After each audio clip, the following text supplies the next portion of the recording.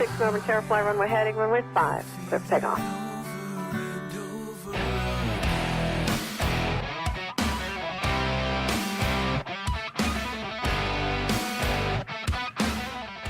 From Psychic Sundays to ET Contact and everything in between, this is Spaced Out Sunday's Cosmic Passport with host Elizabeth Anglin.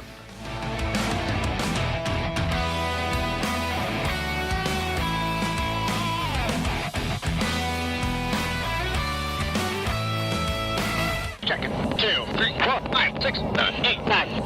That'd be great. So guys, smoke now.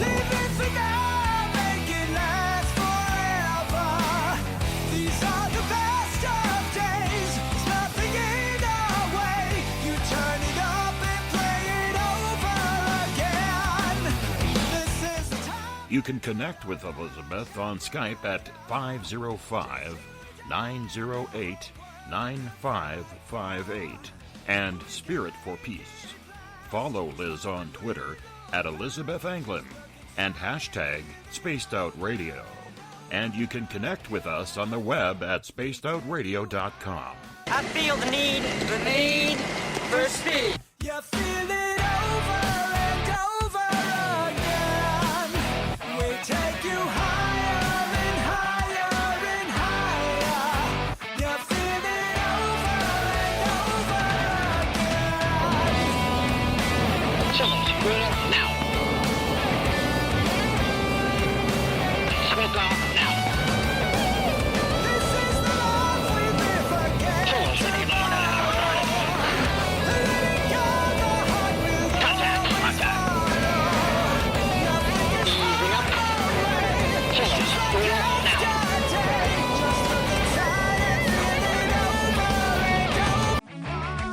Hey, space travelers, it's Joe Roop, your host of Spaced Out Saturdays. Come join me as we explore the realms of the paranormal, the esoteric, and everything in between every Saturday night at 9 p.m. Pacific, midnight Eastern. You know the truth is out there. Don't get caught.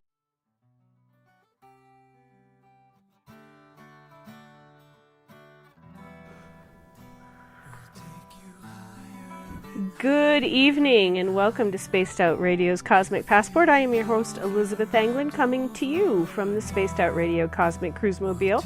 We are coming to you live from the stormy, windy, wild, and wonderful desert Southwest, as we do every weekend here at spacedoutradio.com on Sunday nights.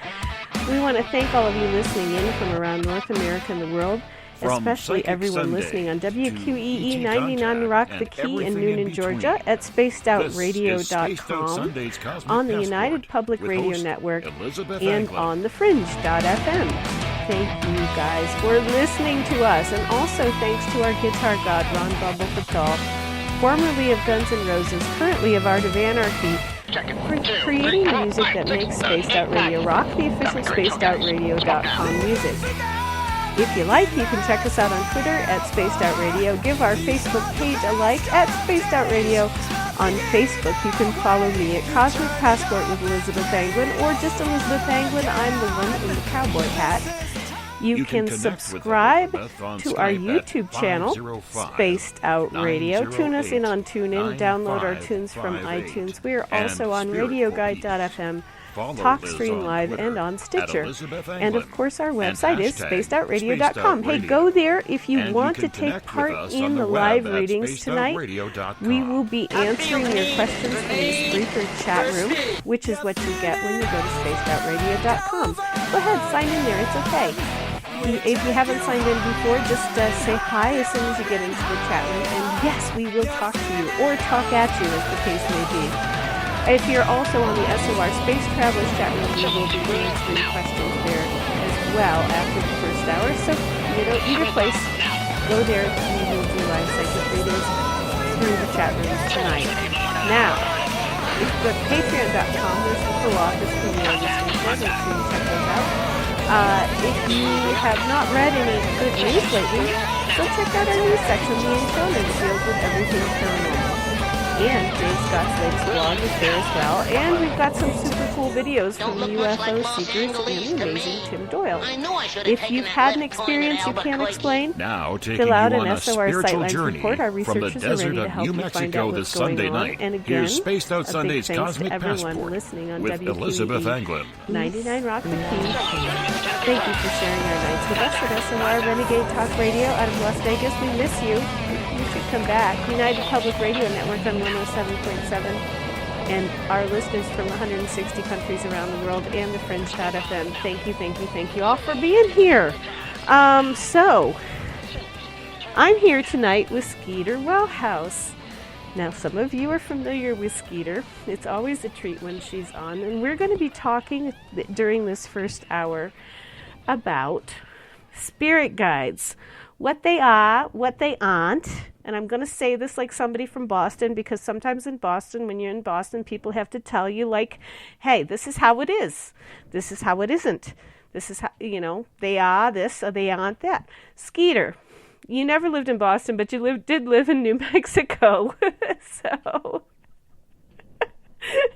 we don't have an accent in New Mexico, right? We're just normal people, right? In New Mexico. No, I've been told since I've been moved up north that I have an accent, so I think we do. We just don't notice it. My God. How in the world could we have an accent? I think it's all the Taco Bell, man. Yo quiero Taco Bell. No. Yo quiero spirit guide. I don't know. Well, we've got the New Mexican influence down there, the Spanish, and then we've got the Tex-Mex thing going. Because I've been told when I get upset, I sound very Texan, and then you've got a little bit of that Southern twang that wanders up along the way, and so yeah, I think we have kind of like a mutt accent. So we're New Meximutts. That's what we are. Yeah, New Meximutts. I like it. I like it too. It works. Yeah. When we go anywhere, we recognize each other by our coolness and our muddiness, because we're real muddy. Exactly. So, all right. Well, getting to the subject at hand here, we are talking tonight about spirit guides, what they are, what they do, what they don't do. I think part of our issue with spirit guides is that we live in a consumeristic society. McDonald's has a, very good handle on giving people what they want. They want their stuff quickly. They want it cheaply. And they don't want to think too much about it. And I think sometimes that this sort of consumer ideal of what the spiritual path is and what mediums do and what spirit guides do this consumerism gets applied to it. The McDonald's idea of, if you're going to get a spirit guide, it should, have special sauce, lettuce, cheese, onions, and pickles, and nothing else. Yeah. Right? No, it's that magic spirit where it just comes with everything that you need and just tells you what you want, and yeah, it's just fantastic. Yeah. And it's going to be just the same way and just as good every single time. But that's not actually how it is, right? Oh, no. No, we're Spirits Entertainment. And our guides get their first dibs on the YouTube channel, Oh, dear. Okay, so explain that. Explain what you mean by we are Spirits Entertainment. As we transcend and we move through the different realms and whatnot, humans, particularly on this plane, because we're fumbling about, because we're trying to grasp the many lessons that'll help us either transcend or advance or whatever your belief is, Spirit gets a kick out of us because we really don't have the roadmap. We're just kind of going, okay, I think that sign said spiritual enlightenment, 3 exits, but we're 5 out now. Yeah. Do we U-turn here, or do we keep going and hope we come back? So for them, we're just total entertainment, which is why they provide us with guides, people to go to help us read the map as best as they can, and as best as we're willing to listen. That's the hard part, is us being willing to listen and not reinterpret what they're telling us to do, and that's where the real entertainment kicks in. It's kind of like when you're talking to your 3-year-old, and you're going, put on your shoes, and they put on their coat. Put on your shoes, and they put their shoes in the fish tank. No, put on the shoes. Right. And they put them on their hands, and then you're like, no, on your feet, and they somehow magically set the shoes on fire, and you're like, I have no clue how that happened, but can we please put your shoes on your feet? And yeah, so for them, it's entertaining. Because we're trying to figure it out. And we haven't gotten there yet. Well, and this does, I mean, to me, what this speaks to is, I have a father with a very deep sense of humor. And he gets a tremendous kick out of the things that his children do, or even he has done, that have been completely stupid, backwards, and fakakta. And he will tell the funniest stories about, remember that time when we decided to ride the horses through the swamp, and your brother John was, trail boss, and y'all got stuck, Yeah. And then this happened, and then that happened, and then the other thing happened, and then it was after dark, and everybody was covered with mud, and nobody knew where anybody was, and and he will tell it in such a way that it is completely hilarious, even though during the event you're like, oh my gosh, we're all going to die. This is the most terrible thing that has ever happened in the history of the universe. Yeah. And is spirit like that? In your experience, is spirit like that? Yeah, very much so, because they always bring up the stuff. You remember that time that we told you not to do that? Yeah. And you didn't? And you're like, yeah. They're like, this is that lesson again. What are you going to do? I don't know yet. And then they're just sitting back with the popcorn waiting. No. Yeah. Yeah. No, it's the whole human thing. We all got to have, even when we know someone might have an up on us, we're just so stubborn. And we want to prove that there's a chance that we might be right. Yeah.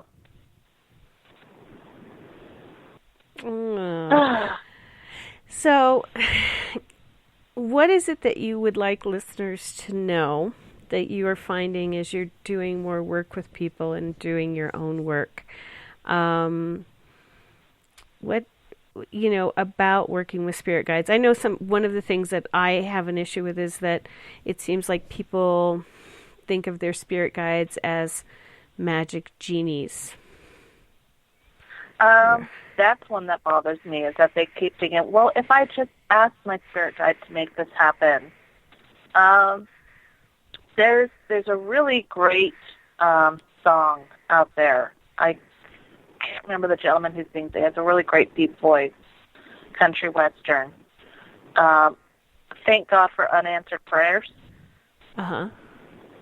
And the whole point of that song is that, even if we do get on our knees and we do everything and we ask for everything, there is a higher plan. It's not a perfect plan. It's not an absolute plan. It does have room for human free will so that we can kind of dictate what happens to us to a certain extent. But if we're asking for something and Spirit's like, oh, dear God, no, not ready, not the time, not going to happen. It's not going to happen. And also, sometimes we need to do the work to bring it to us.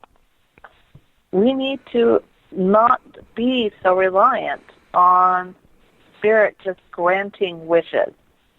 I mean, that's the whole point of learning the lessons, is that we set up a goal, a carrot, which is what we want, and then we move forward and learn the lesson on how to get that carrot.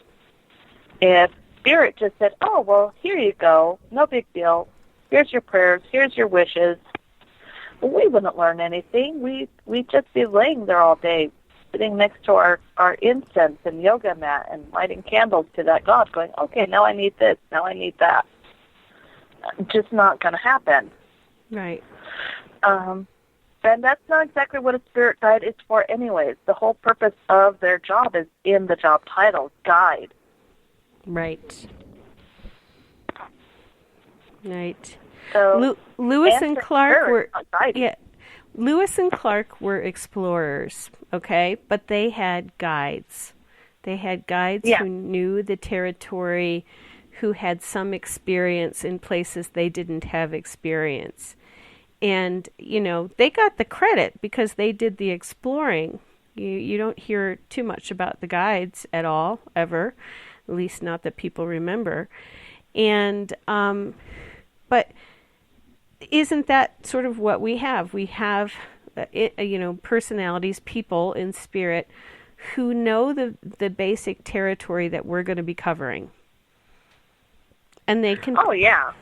Yeah, they can point us in a direction, but they're not climbing the mountains for us. No. I mean, going back to the whole thing about the 3-year-old with the shoes. I mean, if you constantly are putting on the 3-year-old shoes for them, they're never going to learn how to do their own shoes. They're never going to learn how to dress themselves. They're never going to learn how to take care of themselves. If you're doing everything for them, everything gets lost. Yes. Yes. And that's why guides are not genies. Because we have to learn those lessons. We have to have the heartbreak so that we know not to date that type of person again. We have to experience what it is to fail, to succeed, to learn from those experiences. If they answered everything for us, we'd never learn. And then what would be the point? Right. And it is very true and very clear that the sort of codependence that we experience in life, where somebody is overdoing for someone else at the expense of their own path, it doesn't really happen between us and spirit.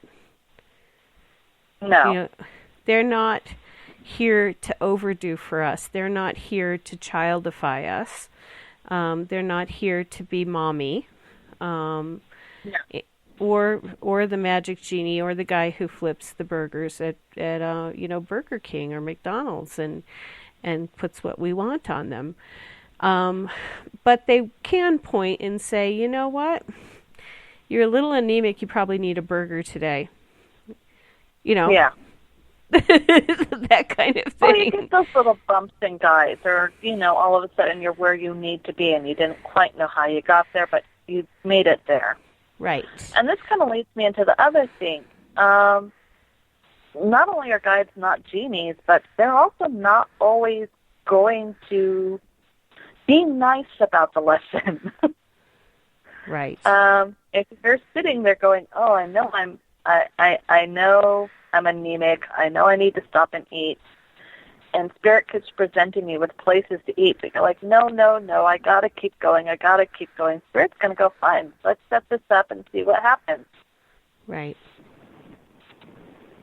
You're going to magically not have your credit card on you when you finally do stop. It's going to be one of those, well, you passed all those opportunities. Now there are no opportunities.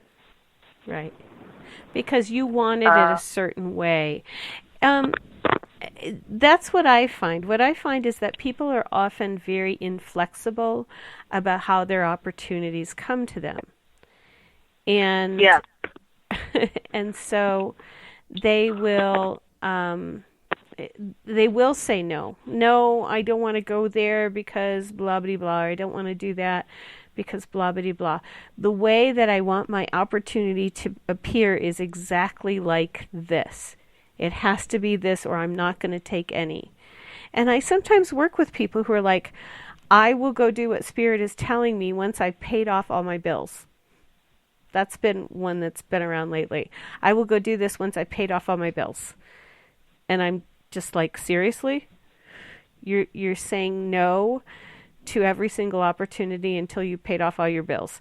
You know, it's great that you want to be that responsible for your bills, but what does Spirit have to say about that? The Spirit thinks it's funny. To be real honest, I have to admit, for quite a few years, I just dug my heels in. It was like, no, I'm going to do this my way. I'm going to do this my way. And the more and more I tried to do it my way, the more and more Spirit dug their heels in.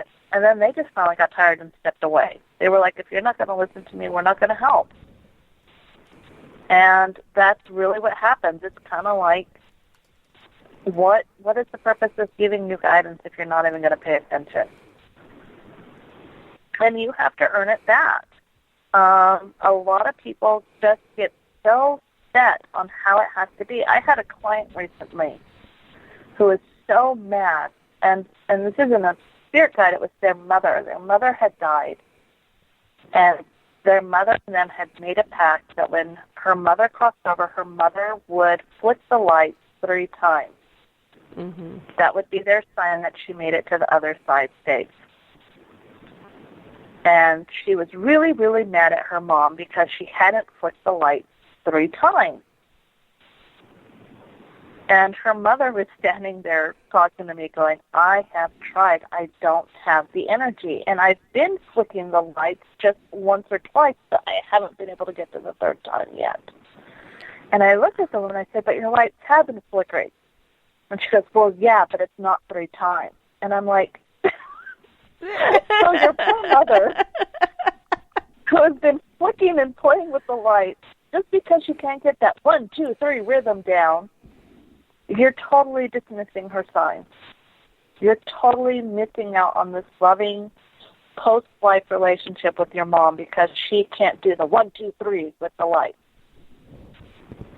And that's how it is for us. We want a certain outcome, a certain way for it to be presented, and we miss out on that relationship, that opportunity. We really need to get out of this place of it's about me, because it's really not about you. Even though your guide is there for your highest purpose, their main goal is the highest purpose of all humankind, of all energy, the highest radiating level of energy that they can bring this planet up to.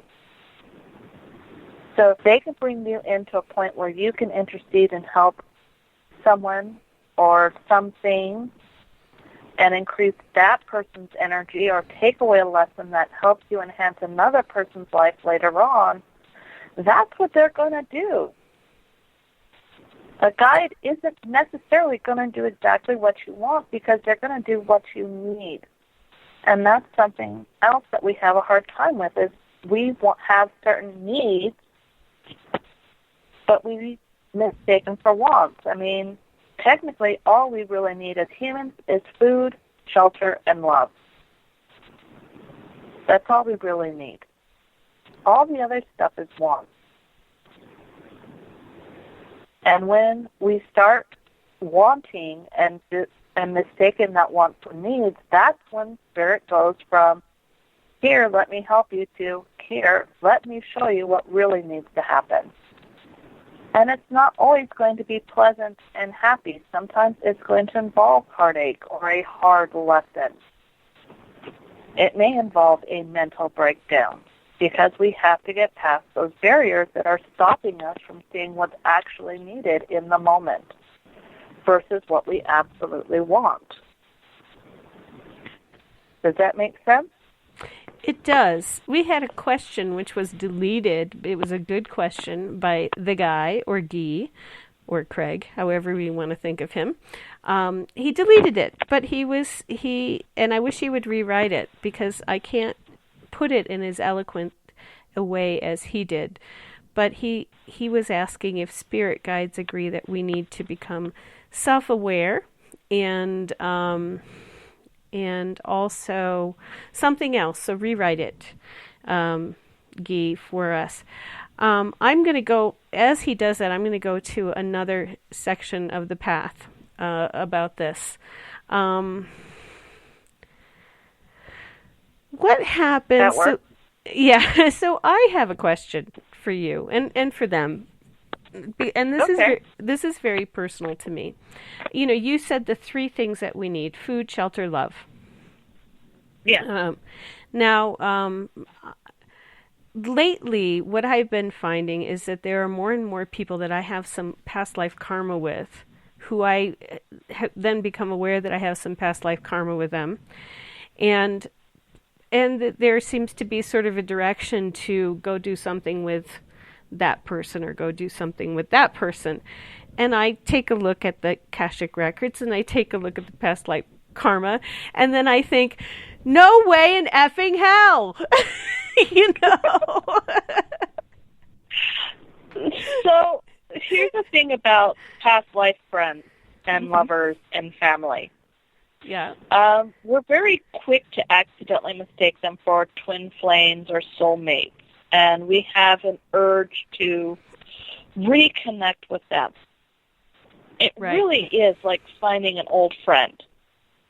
You may not be destined in this life to repeat what you have in past lives, and you have to understand, if this is someone that you recognize, you have more than one past life together. And the urge that you have may not be a romantic or a long-term thing. It may be just kind of like a walk by, fist bump, good to see you next time around type of deal. Right. Because you're just passing through. It's really nice to see a friendly face as you're doing so. On the other hand, if there's some karmic debt there, it may be Spirit's really funny way of bringing up a, hey, here's this lesson that you've been trying to get past for the past 5 lives. Could you please take a look at it? And, yeah, if we don't slow down and we don't acknowledge, yeah, here's this person who's been in my life, multiple lives. Yes, I'm being drawn to them. Yes, I can definitely tell there's some karmic debt. What is that karmic debt really tied to? And people tend to think that karmic debt is a bad thing. It can be if we treat it that way. Mm-hmm. Sometimes karmic debt is just, like I said earlier, it's a lesson that we haven't quite gotten past. Karma is usually something that we've entangled ourselves in because we didn't do what we needed to do at the time. So now here we are, coming back around with the same person that we've gotten into this karmic mess with, and now's our chance to go, oh, I get it, and then you make the steps to make it right. Does that make sense? Yeah. I mean, it can, but sometimes it's exceedingly hard to take any steps to make it nice, to make it right, or you know, sort of resolve it. It's realize it may not be the way you think you have to resolve it. Ah. I mean, out of all honesty, if you were to go and take a little white candle out to the lake, I know there's not many lakes there in New Mexico, but there are a few. They're man-made. But if you go and you sit there in the water and you go, you know what? I'm going to ask my guides to help me through this, and I'm going to forgive myself, and I'm going to find a way to atone for this that best fits it. And it may not be to atone it with the person that you think. I mean, there's some karmic debt that, out of all honesty, if we went to the victim, we'd be doing more harm. Or if we went to the person who caused it, we'd be doing way more harm. Right. Sometimes it's a quiet, simple acknowledgement of the lesson learned, of saying, thank you for this lesson. I'm sorry for what I did. Whatever it is, having a quiet rite of passage for that issue and acknowledging the lessons that you need to take from it and then applying them into your life. So if you were a greedy bastard in your last life, and all that karma is coming back around, and every time you get a nickel in your pocket, it's gone, then this life, maybe you need to take a moment, break that nickel into pennies, give 3 pennies to someone else who's in need, and save the other 2 pennies for later.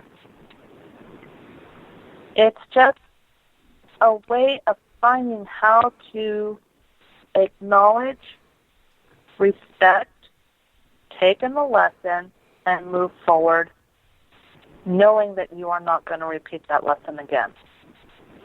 But it doesn't have to be in the way that we assume. We just need to look at all the options. And that's when we need to tap into our spirit guides and go, okay, I know I'm not thinking about this correctly. Could you please give me some sign as to what I actually need to do versus what I think I need to do? Right. And that's when our guides step in and go, okay, here we go. Okay. Sometimes, though, and I think it's because I do guidance all the time, I don't get anything. So, for example, it recently came to my attention that I killed someone we both know in a past life. Yay! I know! So here's a really funny thing. You need to ask yourself, ask your guides, not so much as how you should atone for it, but what's the best way to put this? This is not an endorsement of murder, just so we put that out there. Yes. But did killing that individual in the past life actually do something beneficial in the long run?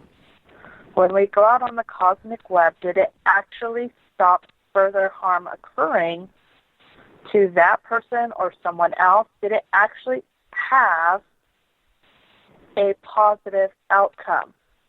This person may be harboring personal karmic debt towards you, in which case you can write them a lovely note saying, I'm sorry. Next time I'll make it quick and fast so you don't notice. And just be like, but you got to understand, that is what was written. And to be honest, I know people aren't going to like what I'm going to say. And again, this is not an endorsement to go out and hurt someone in any way, shape, or form, because we're not in charge of these particular records. There's no way we are allowed to see these, except for in hindsight. And that is sometimes someone dying actually leads to something being much more potent, to something being much more positive and getting the energy going to cause something positive. Does that make sense? Well, for example, I know that, my friend Dave, not Dave Scott, Dave who was an abductee, that's not Dave Scott, he was murdered by his girlfriend. And after he died, everybody knew that she did it because everybody knew he never swam, and she told the story about him agreeing to lifeguard her children, blah, blah, blah, blah, blah.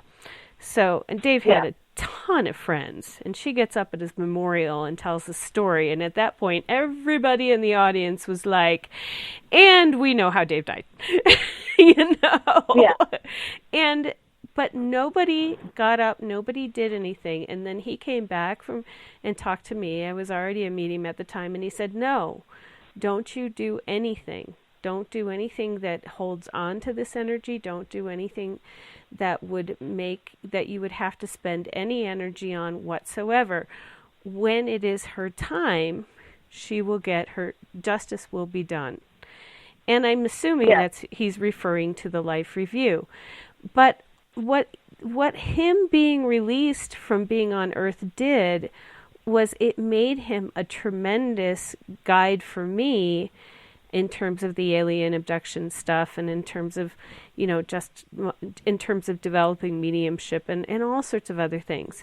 And now he's not working so much. It's been a while. It's been 20 years now since he passed. But he was able to do things and connect people and things in a way that he hadn't been able to do before. And he did a tremendous and has done a tremendous amount of good on the other side. So never mind the fact that she did this horrible, heinous thing that robbed his friends of him and robbed him of his physical life on Earth. He instead went out, became a guide, learned a bunch of things, connected a bunch of people, and has, all of the stuff that has come out of that has been highly, highly positive. And but he was adamant, do not do anything. Do not try to bring her to justice in the worldly justice system. That doesn't mean you should go out and kill people. Know, because she will get hers. It's just she'll get hers at the time it's right. And actually the person I killed was Joe. So, just so you know. Sorry about that. That's okay. Joe will recover. I don't know. He seems not to be very good with it. But he was kind of being a jerk.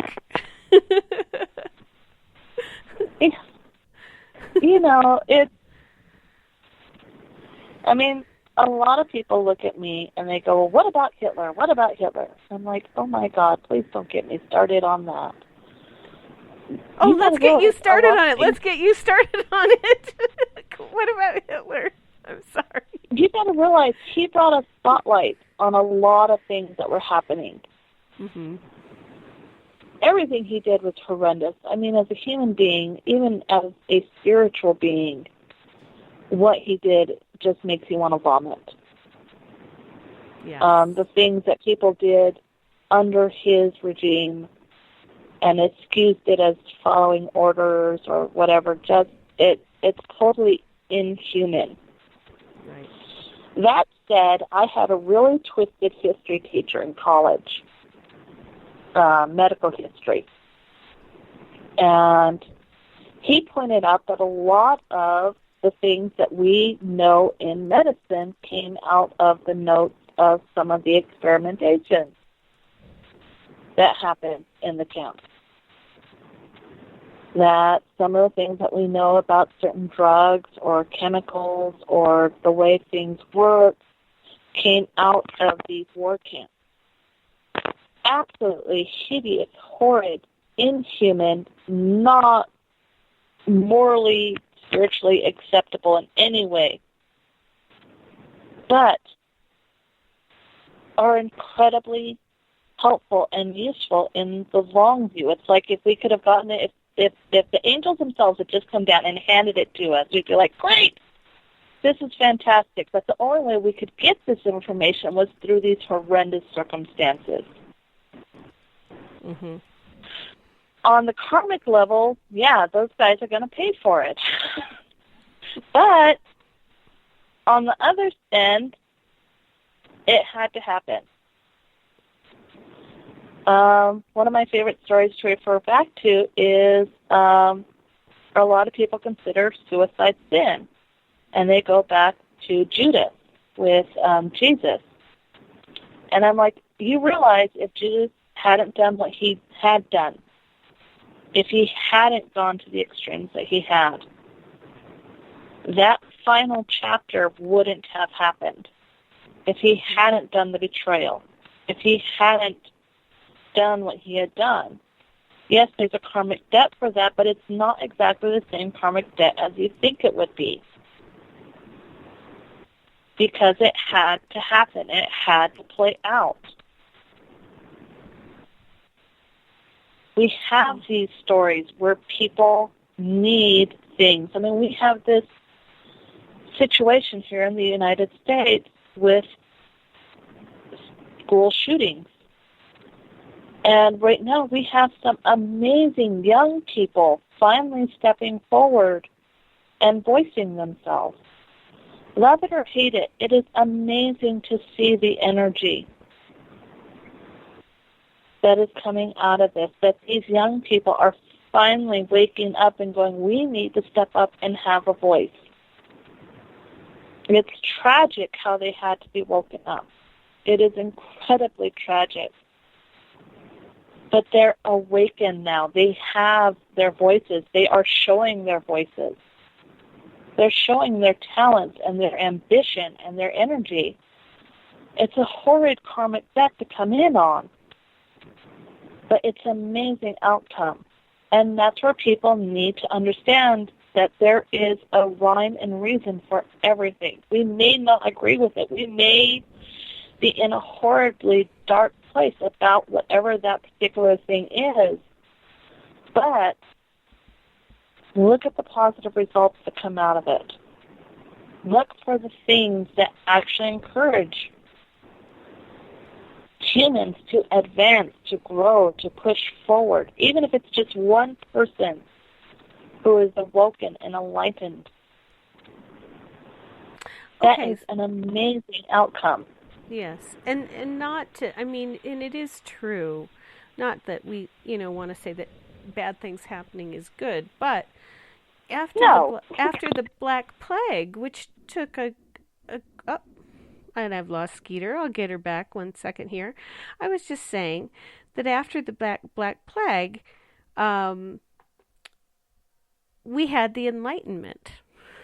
And we wouldn't have had this Enlightenment without the Black Plague. Now, it was... Hello. Hi, Skeeter. It was rats and fleas that caused the Black Plague, but the Enlightenment happened because the Black Plague happened. And there's a lot of proof to that. You had fewer people. All of a sudden, the fewer people everyone was working. People started to invest in art. There was enough food. What had been a pretty desperate society became a society of work. People learned new trades. They learned new skills. They learned new arts.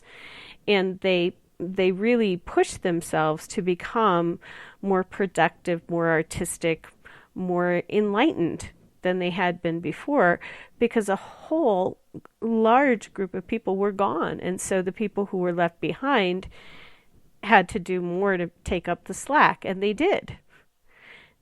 And then blam, exactly. You have beautiful art, you have beautiful crafts, you have a very rich and experience of life after that. So no, it doesn't mean that anybody should go around, becoming a mass murderer or putting out a virus or anything like that. But yes, everything has its season. What about in life? And it's, go ahead. Go for it. Well, I was going to say, you got to understand, these things aren't premeditated a lot of the times. I mean, they are, but they're not. There's something that does give a push, a drive, but it's nothing that, you don't get a memo in the morning going, this is going to happen. This is something that's unfolding as it happens. That's what I mean. And right. That's an important thing to take away from this, is that everything that happens is unfolding as it happens. That's why even some of the best psychics get things off, because it's unfolding in the moment, in the now, in the here. Even things that are premeditated go wrong because it happens in the moment as it's unfolding, and then it's in the hindsight that we see what was really happening. Right. Now,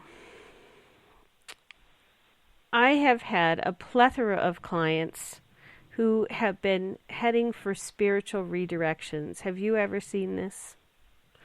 Where they've not taken their opportunity, they've not done the thing that they came here to do. They've not done it again, they've not done it again, they've not done it again. And finally Spirit has said, you either go in that direction or we're going to make you have to stop for a bit, this other direction you're going in, until you really get it.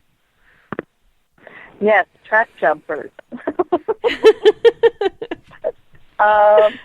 That's what I call them.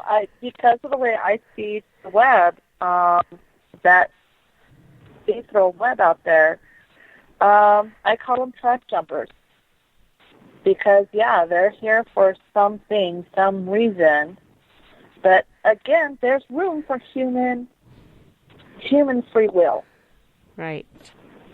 But if there's something that you're specifically here for, eventually you're going to have to approach it. You may actually need to act out and avoid it for a while so that you get the experience that you need. But eventually you are going to have to face it.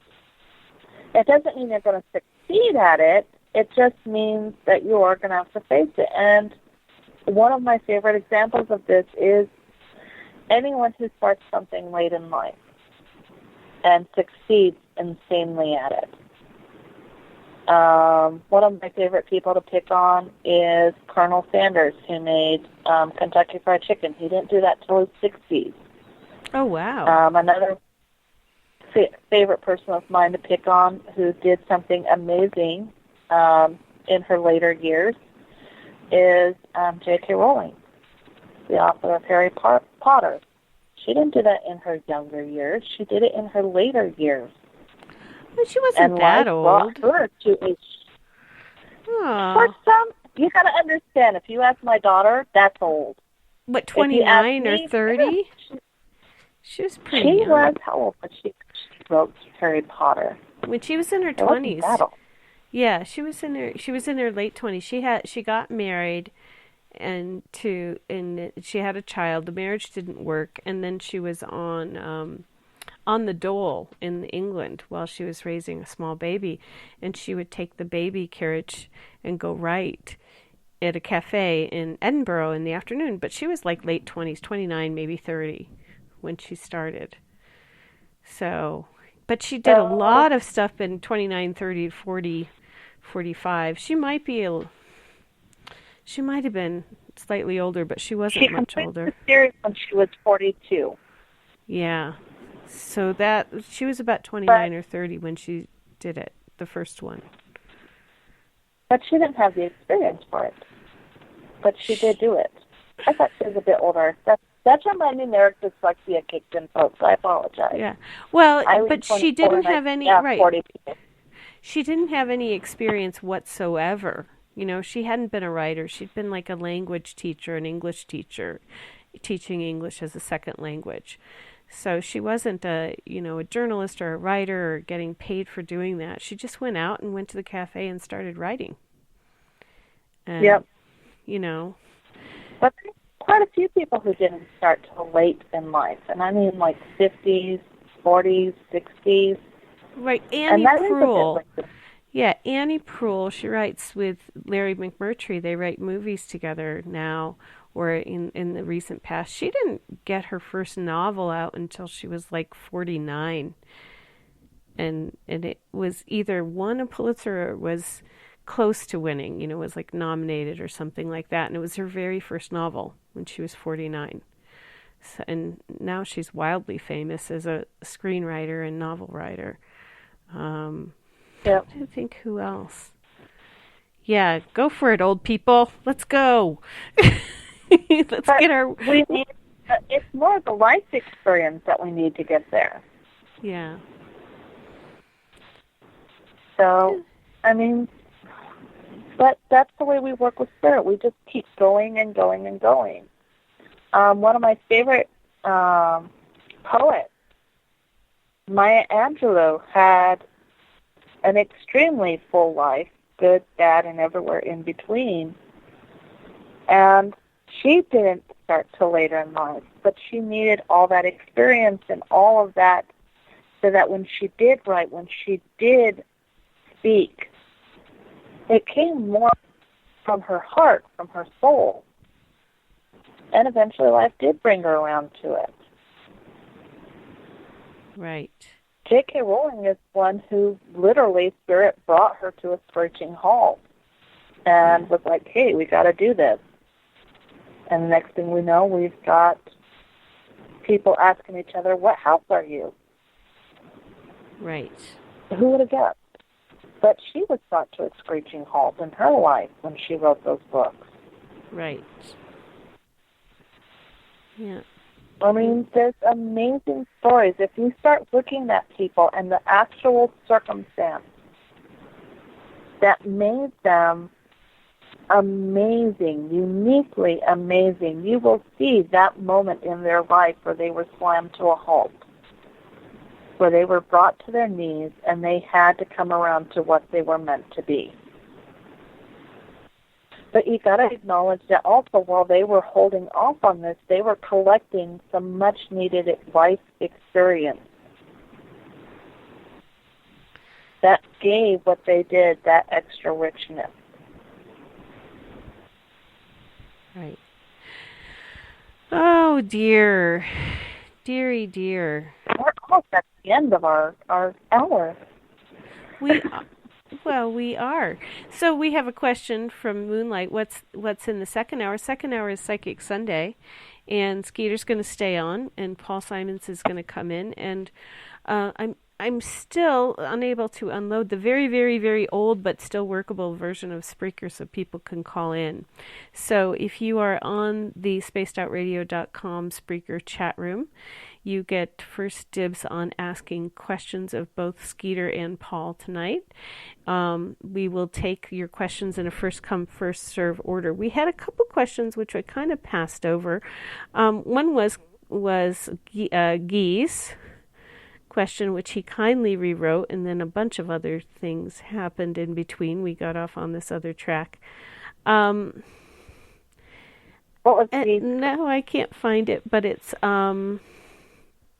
Okay, do guides agree that it's about release of attachment via becoming self-aware, self-healed? And then once you've released your attachment, you're able to self-sustain, no attachment, no expectations, because you no longer need the external for emotional stability. I don't know that they agree with that perfectly. What do you think, Skeeter? That's pretty darn close. But not exactly, because... Not exactly. Yeah, because we're doing sort of, if we're here on Earth, we're doing Tantra. And that doesn't mean we're having sex. Stop it, you guys. But we are experiencing through the physicality of life. And that by its you got to remember, that's where human free will comes in. Yeah. Is experiencing life. Right. I mean, if we came in and we're absolutely spiritual, then yeah, that would be it. But we're not absolutely spiritual. We're human. Well, we're here for an experience. Right. If we had zero attachment, we wouldn't be here at all, because we'd have no attachment to doing this whatsoever. So, but there is value in the doing of this, playing with the attachment in physicality, playing with this energy consciousness system as if it's solid, significant, and real. There's some value in this. Sometimes I question what the value is, but there's, we wouldn't be doing it if there wasn't any value in it.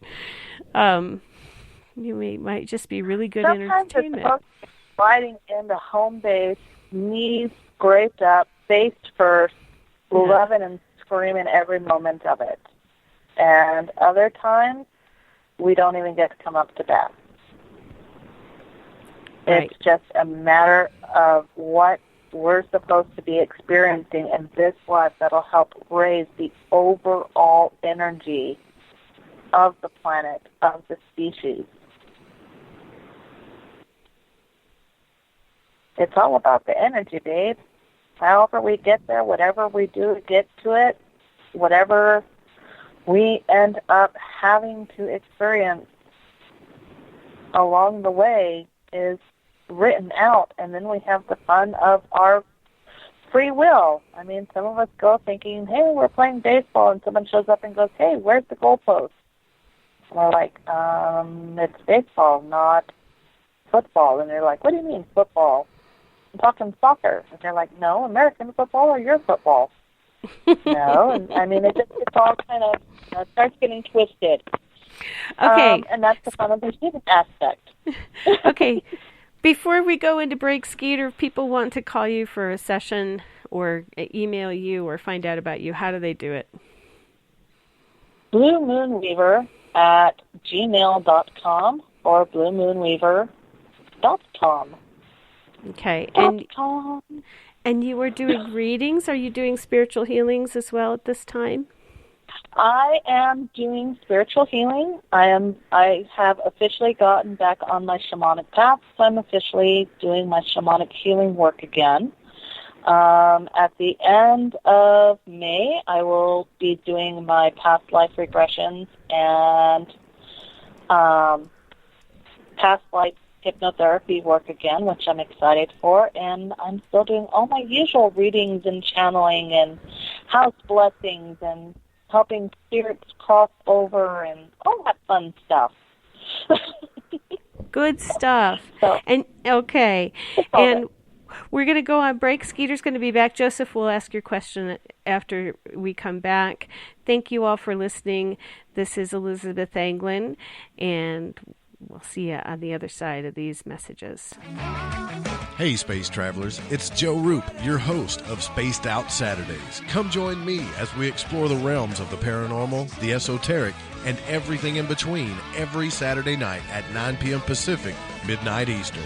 You know the truth is out there. Don't get caught sleepwalking. Come join Spaced Out Saturdays. That's every Saturday night, 9 p.m. Pacific, midnight Eastern, right here on spacedoutradio.com. 365 days a year, we're in the field, investigating UFO sightings, talking to alien abductees, and visiting secret military locations like Area 51. We're UFO Seekers, official partner of Spaced Out Radio. Follow our daily search for the truth at ufoseekers.com or like us on social media. Catch us on Spaced Out Radio every third Monday of the month as we discuss Area 51, UFOs, and more. And also, don't forget to subscribe to us on YouTube.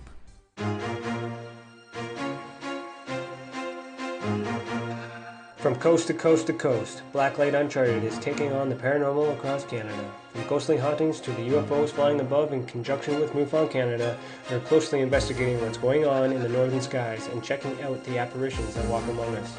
Check out our videos right here at spacedoutradio.com. We want to know your thoughts, we want to hear your experiences, and we want you to share your stories. The answers are out there, and we intend to find them. Would you like to become one of our space travelers? All you have to do is click on the Space Travelers icon at spacedoutradio.com. For only $5 a month, you can get access to some great prizes, as well as private monthly shows, newsletters, and a members-only section on our website. Become a space traveler today. It's paranormal news at its finest. Welcome to The Encounter.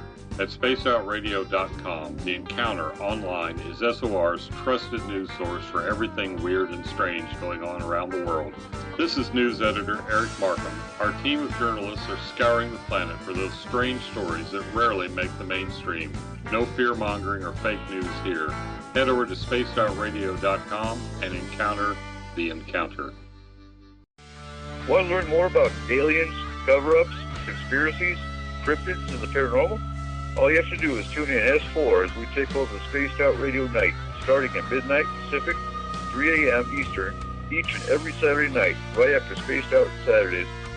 Hi there, this is Eric Cooper from Forest Moon Paranormal. Join me, Corey Ruiz, and friends as we discuss the hot topics of the night. It's fun, entertaining, and as dark as the night. Find us at spacedoutradio.com.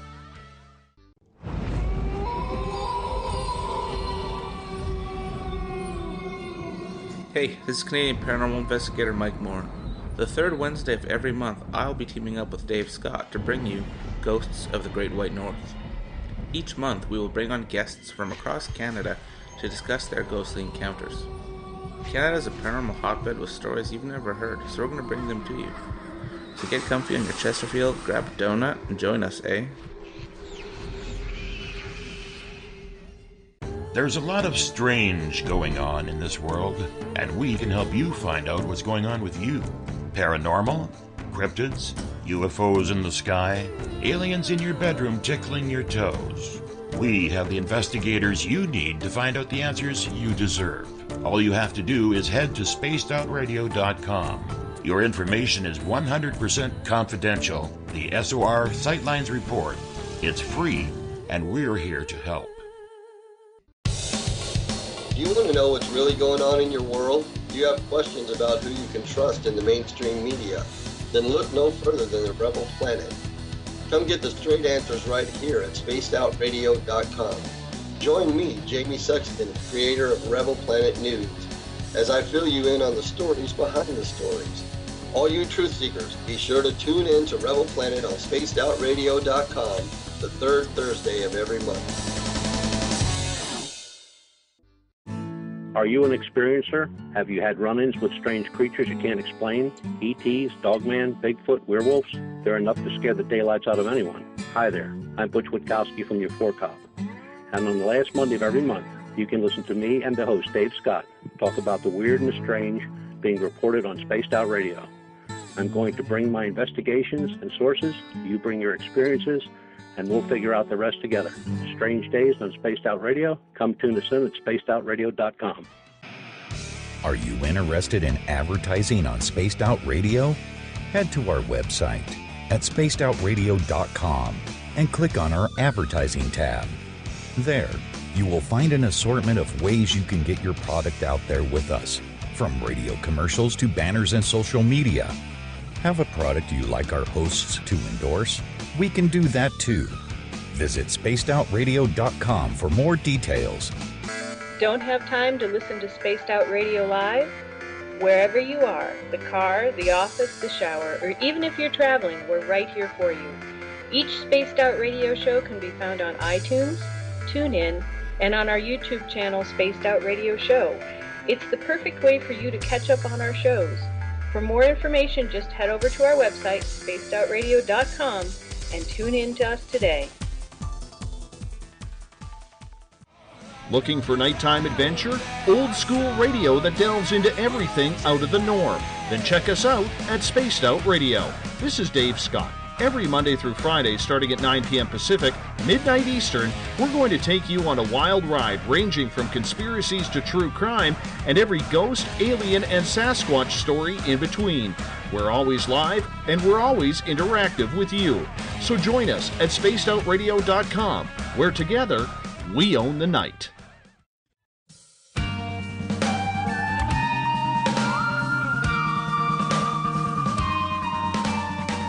The views and opinions expressed by tonight's guests and topic of discussion do not necessarily represent the official policy or position of Spaced Out Radio, Spaced Out Weekend, Spaced Out Radio Limited, its hosts, syndicated carriers, or anyone associated with this broadcast.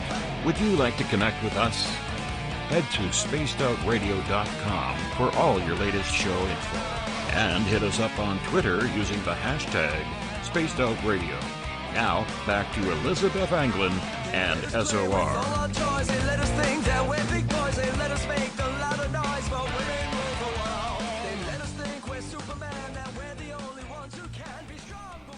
That's right, we do. Good evening and welcome back to Spaced Out Radio's Cosmic Passport and Psychic Sunday. This is Elizabeth Anglin, and I'm here with Skeeter Welhouse and Paul Simons, coming to you live from the Spaced Out Radio Cosmic Cruise Mobile in Madrid, New Mexico. Hey, guess what? We want to thank you guys and just say thank you. And I think thank you is a good thing to say to the universe. There's a guy who does sculpture here in Madrid who says, was asked the question, what do you want to say to the universe? He said, thank you. So thank you, universe, but also thank you, everyone listening on WQEE 99 Rock, the Key in Noonan, Georgia, everybody on spacedoutradio.com, on Spreaker, and on the United Public Radio Network and the Fringe.fm. Thank you for listening, Ron Bumblefoot THAL. We really want to thank you for making us some great music that only you could possibly do. Also, we want to thank everybody on Twitter at Spaced Out Radio, anybody who has given our Facebook page a like at Spaced Out Radio. On Facebook, if you've liked Cosmic Passport with Elizabeth Anglin, thank you. If you have friended Elizabeth Anglin, the one in the cowboy hat, thank you. If you have subscribed to our YouTube channel, Spaced Out Radio, thank you. Everybody listening on TuneIn, downloading our shows from iTunes, thank you. And everybody on Radio Guide FM, TalkStream Live, and on Stitcher. Of course, our website is spacedoutradio.com. And if you go to patreon.com, we have some cool offers for you, our listeners there. Make sure you check those out. If you want to take part in this show, thank you. You'll have to sign into one of our chat rooms, though, on Spreaker or in the chat room on Facebook on the SOR Space Travelers Club. I am still having Skype issues. I don't have the old 7.40.01 Skype. I have version 12, and I can't seem to upload number 7, which would allow you to all call in. What we will do, if you do call in, I will answer. It will put the psychics on hold when you call in, and then I will cough at you. No, I won't cough at you. I'll try not to. It'll put the psychics on hold. Ask me your questions, which will be heard on air when I get to you, and then I will ask the psychics. So everybody will hear the question twice, but at least somebody can hear your voice. Or if you're in the chat room, just go ahead and ask it on chat. So if you don't mind being put on hold, some 505-908-9558. You will not actually connect with the psychics, but you will connect with me. And we will go forward with Psychic Sunday. Again, before we do that, thanks everybody for listening everywhere in the world. Also, I want to thank Tim Doyle for giving us some cool videos on spacedoutradio.com. And everybody who goes there and reads our news, The Encounter, and Dave's blog. Thank you. All right, those are my thank yous. I am so full of gratitude. We are back with Skeeter Welhouse. We are back with Paul Simons. Paul, thank you for coming in tonight. How are you doing? Great. Thank you for inviting me. You're very welcome. Skeeter, we had a question, and Paul, I think you should get on this question. This is from Joseph before the end of the hour, and it was basically, how do you suggest one connects with their guides to begin working with their guides? What are some of the best ways that you found to do this? Skeeter, do you want to answer? I'll let you go first. Oh, okay. I'll let you go first if you want. Yeah. Okay. The way I know what my guides are giving me is the first impression that I have is the impression that the guides are supporting. And then my conscious mind starts analyzing and trying to figure things out and comes up with alternate scenarios. But the first response, the first reaction is the guides coming in and giving me that. Okay. Skeeter? For me, it's just starting to talk to them. Listening for that, like you said, that first impulse. What is that yes? What is that no?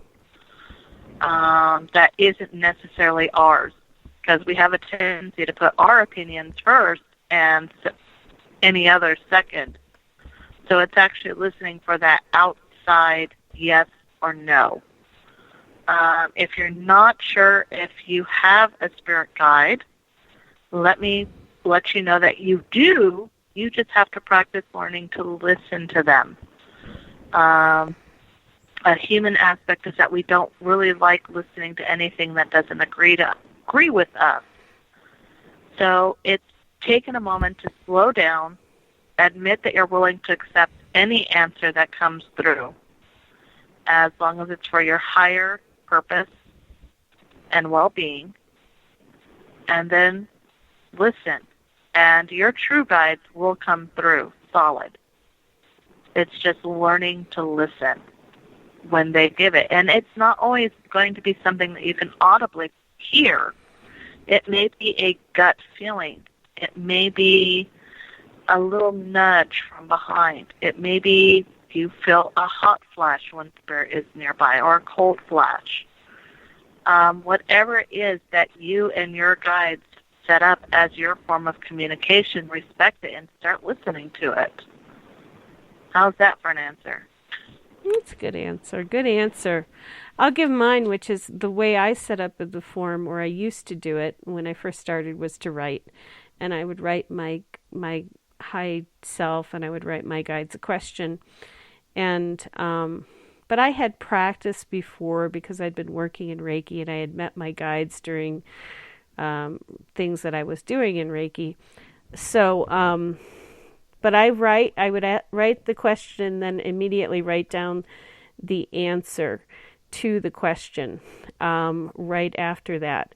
So, that being said, we have a caller on the line, and I think this caller has put everybody else on hold. Caller at 425, are you here?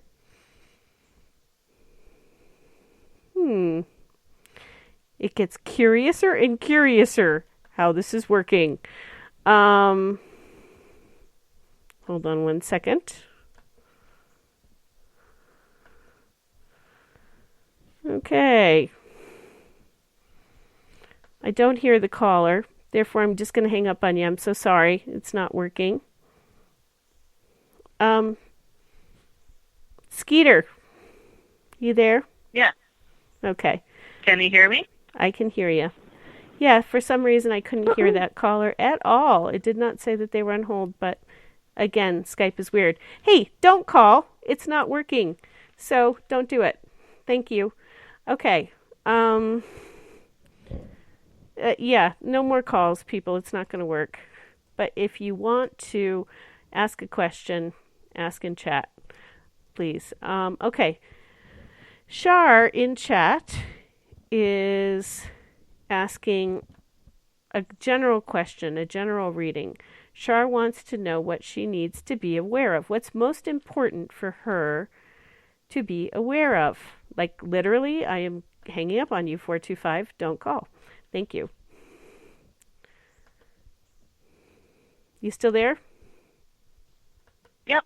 Okay. So, who wants to go first? Gentlemen first. Ladies first.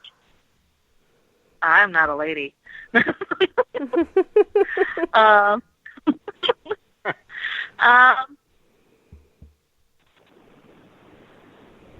be real honest, for Shar, the one thing that I'm hearing most is that you've got to get out of the mindset and mind place that you're in now, that you have been in for a while, and really look at absolute change. And it's going to be dramatic. It's one of those things that you can't come up with excuses as to why you can't, because all you're going to do is remain in this strange little loop of,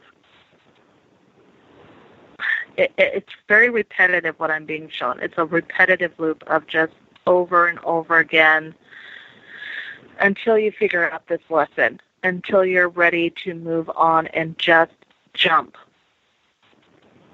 Other than that, they're not giving me a whole lot more. I'm getting that you need to listen to your heart, to your feelings, and not try to please people. Do what you feel you need to do from your heart, not from your mind or from a place of fear or what you think other people expect you to do. Do it from your heart. Okay, good answers. We had a question from Trippin' Fool in the Spreaker chat room, and it relates to the conversation about guides and guidees. What if they won't take advice and keep asking others till they hear what they want to hear? Oh, we've never done that. Have we ever done that? Have you ever done that? I never, ever did that. Skeeter, what's your take on that? Oh, I know in high school, I kept asking when would I marry Glenn Danzig, and I sat there for God, a good 3 hours asking my runes over and over and over again. And every time they came up with no. And I was like, mathematics, math is on my side. Eventually I'm going to get a yes. I'm going to get what I want. Right.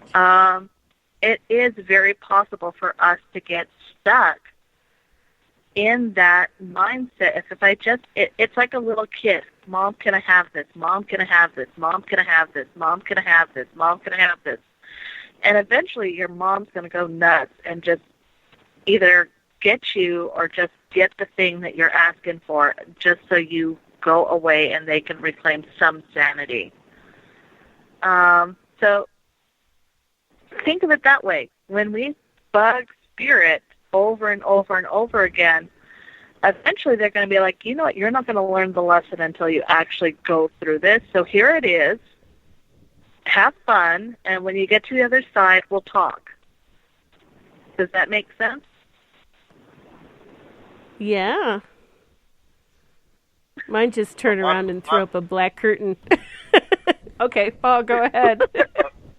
A lot of people don't take no for an answer, or they want to hear what they want to hear. And I used to read on a psychic line, and I would get people that would call like 5 or 6 psychics, and they would then call. I would get them at one point, and they would say, well, the first or second or the third person said I would. How come you say I won't? And that was always really, really frustrating. Oh, yeah, that's my favorite.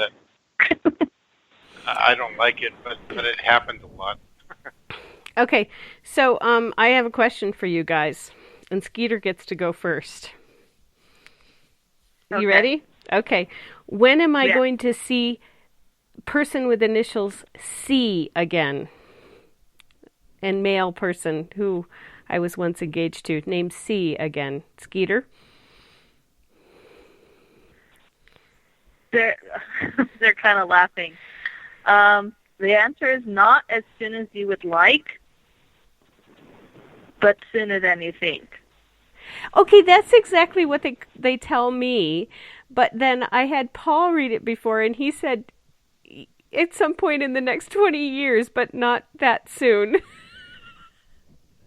So, Paul, what do you get today? Well, I get that there's an opportunity around St. Patrick's Day next year. Okay.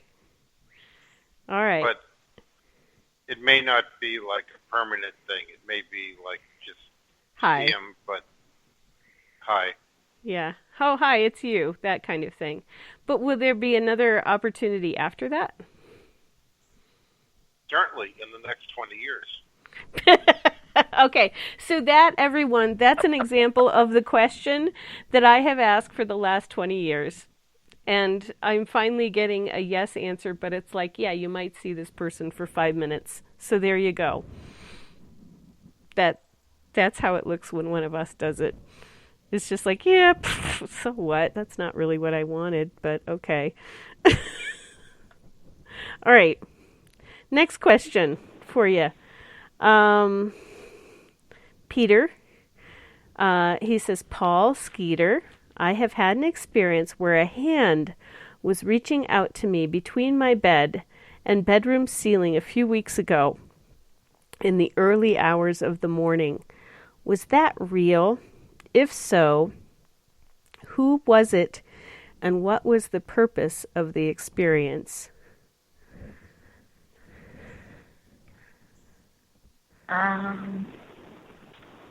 My guys are being a smart aleck right now.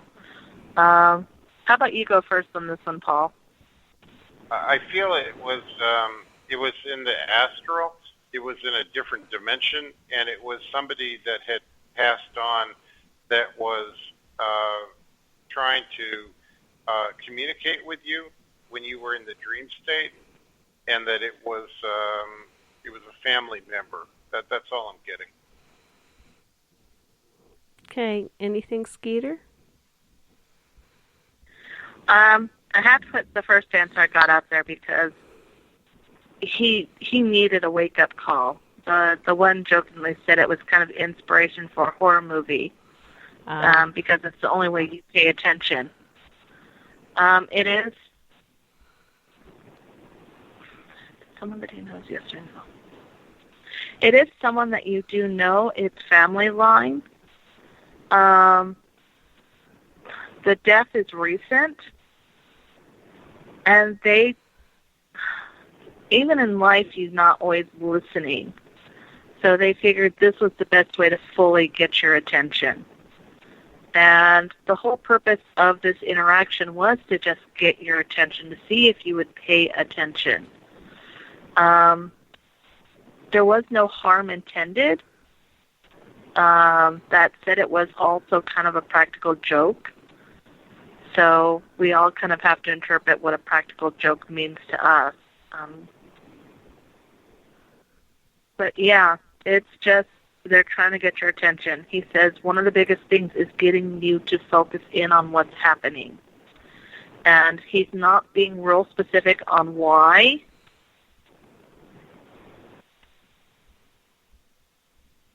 Give me just a second. But there's something going on that you're kind of, the best way I can describe it is skipping across the ice on. You're not paying attention to what's really below the ice. You're just skipping across because you're trying to stay in, I wouldn't say a happy zone, but a neutral zone with someone. And it's a collection of someone's. And you need to be very aware of what's going on there. Other than that, he's not giving me a whole lot more than just kind of laughing because you did see the hand. Oh, okay. It's a very detailed answer. Peter, let us know if that makes sense to you. Next question is for me. This is from Ron in the Spreaker chat room. Elizabeth, where were you born? I wasn't born. I was hatched. Everybody knows that, Ron. Geesh, gosh. Ask a better question next time. Or, alternatively, it was in a hospital. That's my other answer. Okay, next question is from... Paul, you have feedback from Vivian from 2 weeks ago. Things are... with her guy are beginning to change, and they're coming around slowly, but there's a lot more trust. So it is going the way that you said that it would go, which is slowly, but it's starting to work out, just so you know. And then Amanda in the SOR Space Travelers chat room says, oh, this is a question for me, but I think this is a question for Skeeter and or Paul, because I'm trying to be hostess tonight. But it's, what is the name of my spirit guide who is pushing me towards my end-of-life doula work? Or spirit in general if it's not a guide. What is the name? Anybody want to try it? I'm not allowed to give the name at this time. Okay. Because this is a trust issue. Oh. Yeah, it's a faith and trust issue, and you need to trust it, not ask for details. You can't analyze it or logically figure it out. You have to trust it. Yeah. Okay. Sounds like a good answer to me. Knowing Amanda, I'm going to stick with what they said. Christopher has a question for both Skeeter and Paul. He says, I have had a dream about an intervention by spirit with the living. This is the second time in my life this happened in memory. First time was about my mom back in 94, 95. A person named Justin, a living person, wants to contact me. You know how this will happen? I had to get rid of an entity that tried to stop it. So is there a possibility that Justin will get in contact with Christopher? And how? I'm hearing a no. It's not Justin. It is not Justin. Okay. Paul, what are you getting? I'm seeing a person like fading in the background. It's like they're going in reverse. Like this person has already connected or done whatever they were they were supposed to do in terms of their connection with Christopher, and it's finished, and let it go. Don't try to reconnect. Okay. All right, so letting it go. Okay. Thank you for asking the question, Christopher.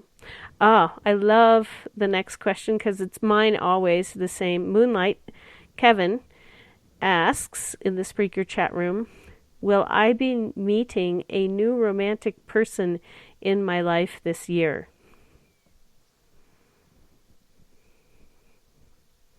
I'll let Paul go first on this one. Okay. I'm getting no. I'm getting in 2020. Okay. Yeah.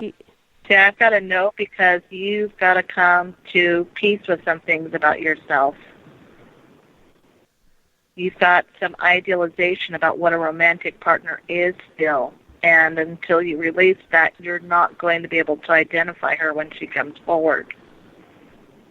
So this is a period of healing and self-discovery that you need to go through, particularly in what you have in expectations and healing past wounds. Okay. Okay. It's going to be a while. You've got some work to do. Okay. And just a reminder to everyone, if you do want to ask a question, please put it in all caps. Otherwise, I will miss it. Okay. Okay. Peter responds, no, sorry, I'm mere confused, but I did grab whoever it was by the hand and pull it through to see who it was. That was funny. Okay, well, I think we need more background on that, Peter. Did you actually recognize them, and was your question a test? Or do you think you recognized them? Let's find out. When you pulled them through to see who it was, or did you just grab them and try to get them through to see who it was? That would be interesting. Okay, we have a question from Robin. He says he has Norwegian heritage. Most recently, a relative has been trying to get his attention. I'm assuming he means in spirit, and he would like to know why. Does anybody get anything from his relative in spirit?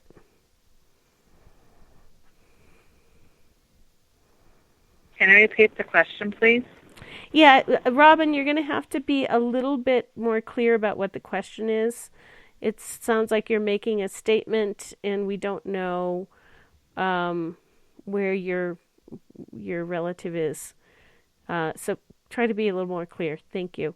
And we will ask it. Snarkette in the Spreaker chat room asks, will my marriage survive? That's a pretty serious question. Who wants to go first? I'll let Paul answer that one. I'm getting yes, but it's going to require some flexibility on both partners' part. That I feel like there's sort of some rigidity or some inflexibility, and they both have to find some common ground, and it is going to happen, and it will be a better marriage. But right now they're kind of locking horns. Okay. Yeah, there's a lot more than just locking horns. There's a lot of emotional baggage being torn open, past-wise for both of them. My guides are a little bit more pessimistic because it shouldn't be so much about focusing on the marriage. It should be focusing on reestablishing that friendship. Focusing on the marriage and saving the marriage is not the best path. It's going back and saving that friendship, saving that relationship, and doing a lot of, I don't know which one of you has all the stuff in the closet, emotionally speaking and socially speaking. But they really need to clean it out. You just gotta really get down to what is important to you.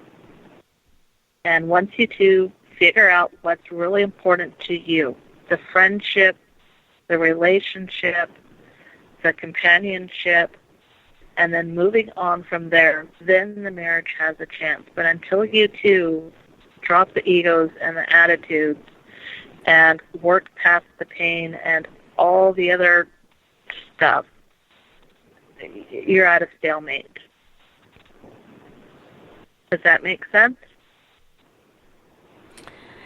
It does to me. Actually, what I'm seeing as you say it, Skeeter, is we had a guest named Leisha Berry on who wrote a book about being remothered by the Divine Mother.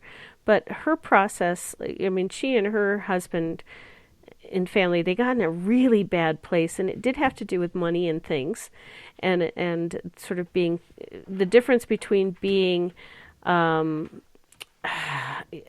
in the present moment with each other and the interior stuff that's going on inside.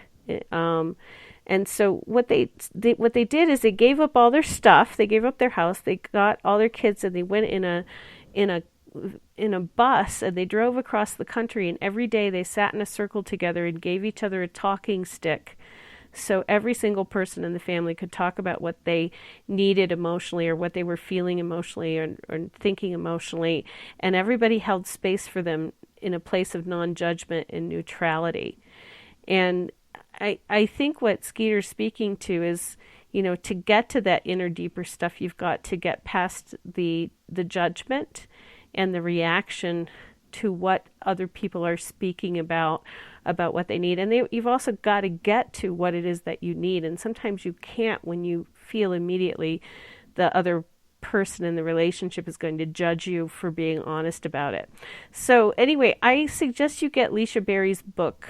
I look up her book about being remothered and look up her experience, because she tells a really beautiful story about that, how they got over their consumerism and got back together, because they were going to end, and they did have a lot of past lifetime stuff together. And the follow-up question from Rachel: will my honey get better from his selfish desire for things?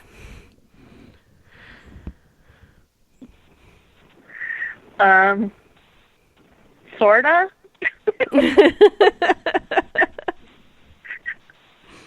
You have to understand, there's more to his materialistic desires than just having stuff. There's actually some luggage tied there. 6-ish is about when it started, but it's a compensation for something emotionally. So until he's actually ready to dig into that, he's going to be compensating for what he actually needs with stuff that he wants.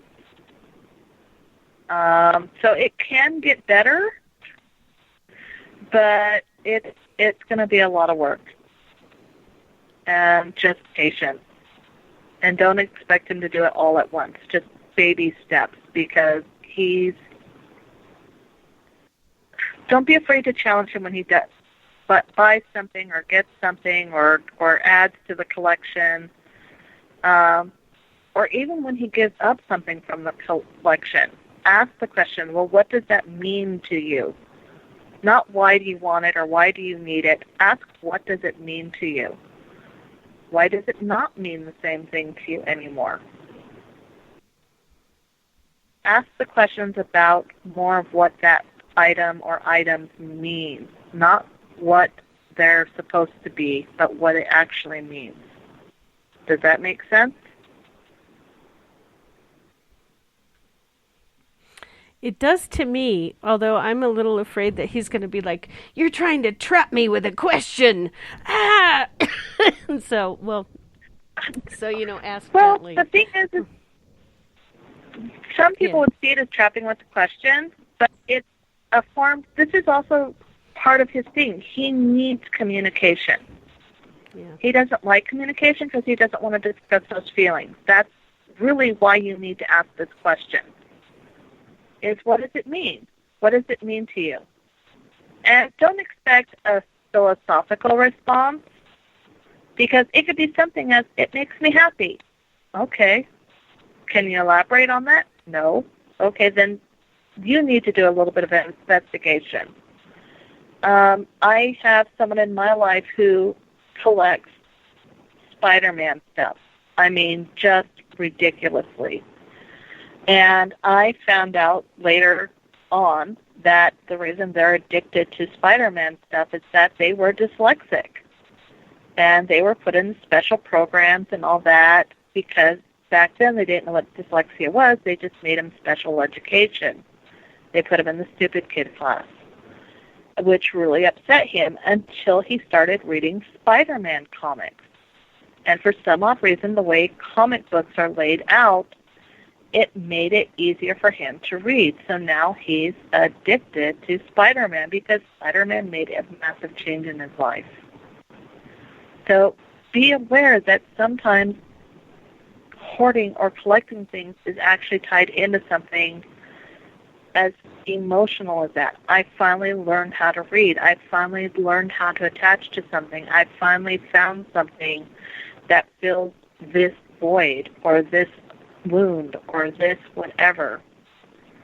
And it's just a matter of when you start asking that question, what does it mean to you? One, no judgment, just be supportive, and two, be open to what they have to say, even if it's simple as, it makes me happy.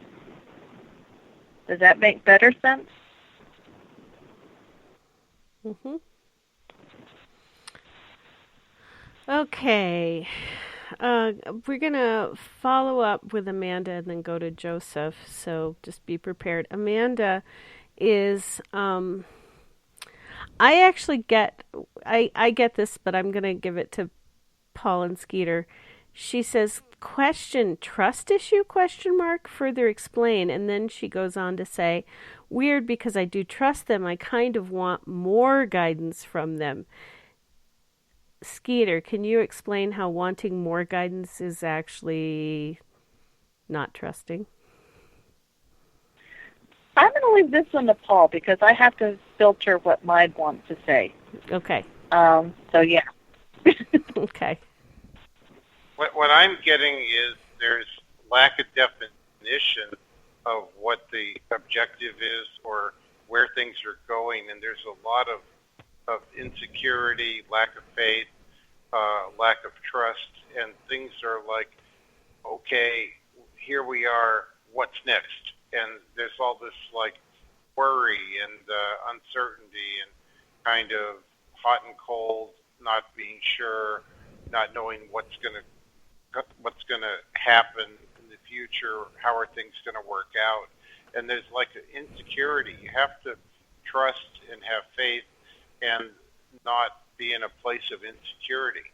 And I feel there's too much worry, too much insecurity. Okay. It's Skeeter. So the way my guides are kind of laying it out, now that I asked them to be polite, is when our guides are helping us, they give us what we need in the moment and allow us the opportunity to adjust and fall into place. There's sometimes, because of human will and human desire, and especially if we feel a little bit of growth happening, we tend to get pushy about wanting to do more faster. It's kind of like a little kid who just figured out how to walk and now they want to run. You're going to land on your face a couple times. If I show you how to run too soon, you're not going to learn what is needed in between learning to walk and learning to run. This is a matter of trusting spirit at its pace. I'm asking for a better way to explain this. I can explain what they said to me when I did this. Do you want to hear what they said to me? Yeah, let's hear it. Mine said, It's like you want to drive everywhere at 95 miles an hour. You don't need to drive 95 miles an hour to go to the grocery store. And it's actually dangerous to do that. Just go 35, the speed limit. And I did what she's doing for, like 3 years.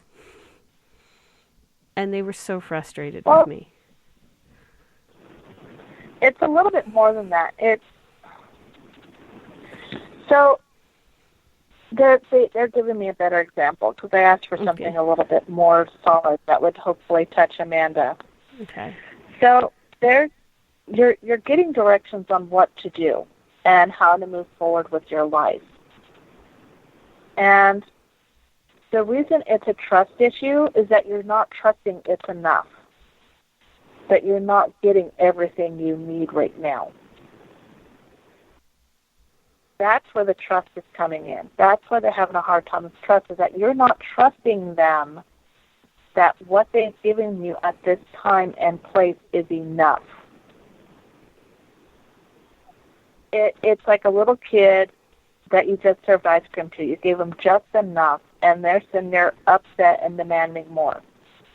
You're not going to get more than what you need at the time. This is a difference, like we were talking in the first hour, between needs and wants. You have everything you need right now to start building your foundation, which is what you really need. You need to be working on a foundation, building something strong that you can stand on, not worrying about, okay, I'm putting on the roof, but I have yet to put up walls. You've got to be patient with where they have you right now and really take in the lessons instead of worrying about what next. Because right now is where you're supposed to be, and it's enough. Screaming and yelling that you need more information, more guidance, more details, more is not trusting spirit. It's actually a little insulting. They want you to take in where you're at right now because you've made some big leaps. But you haven't allowed what you've done to really sink in. And you need to slow down and appreciate that in the moment.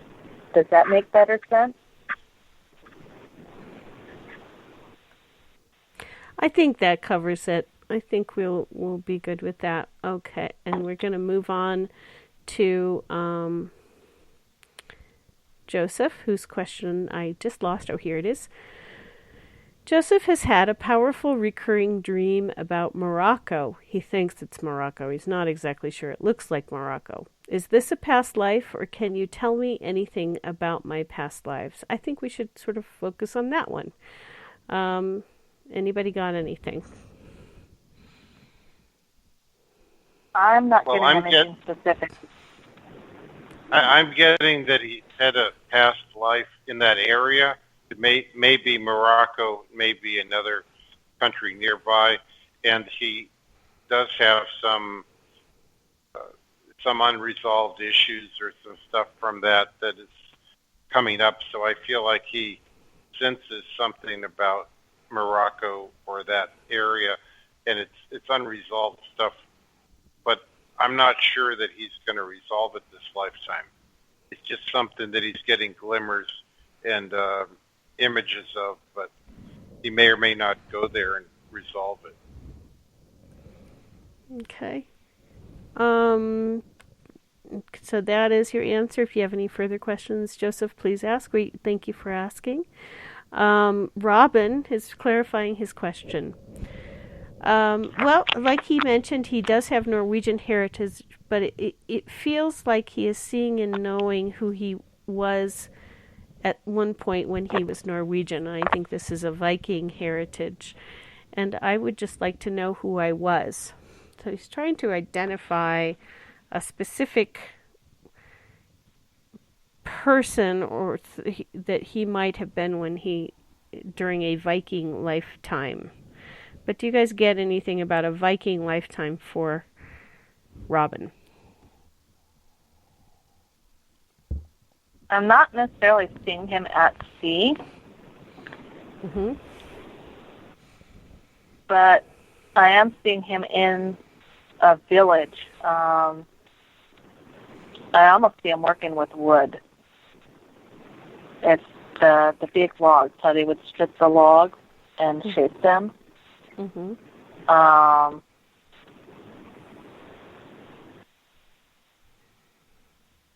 It's actually kind of a quiet life. I'm asking my guides for a little bit more detail. It's not necessarily Norwegian, but it is definitely of that lineage of what the Norwegian people would be.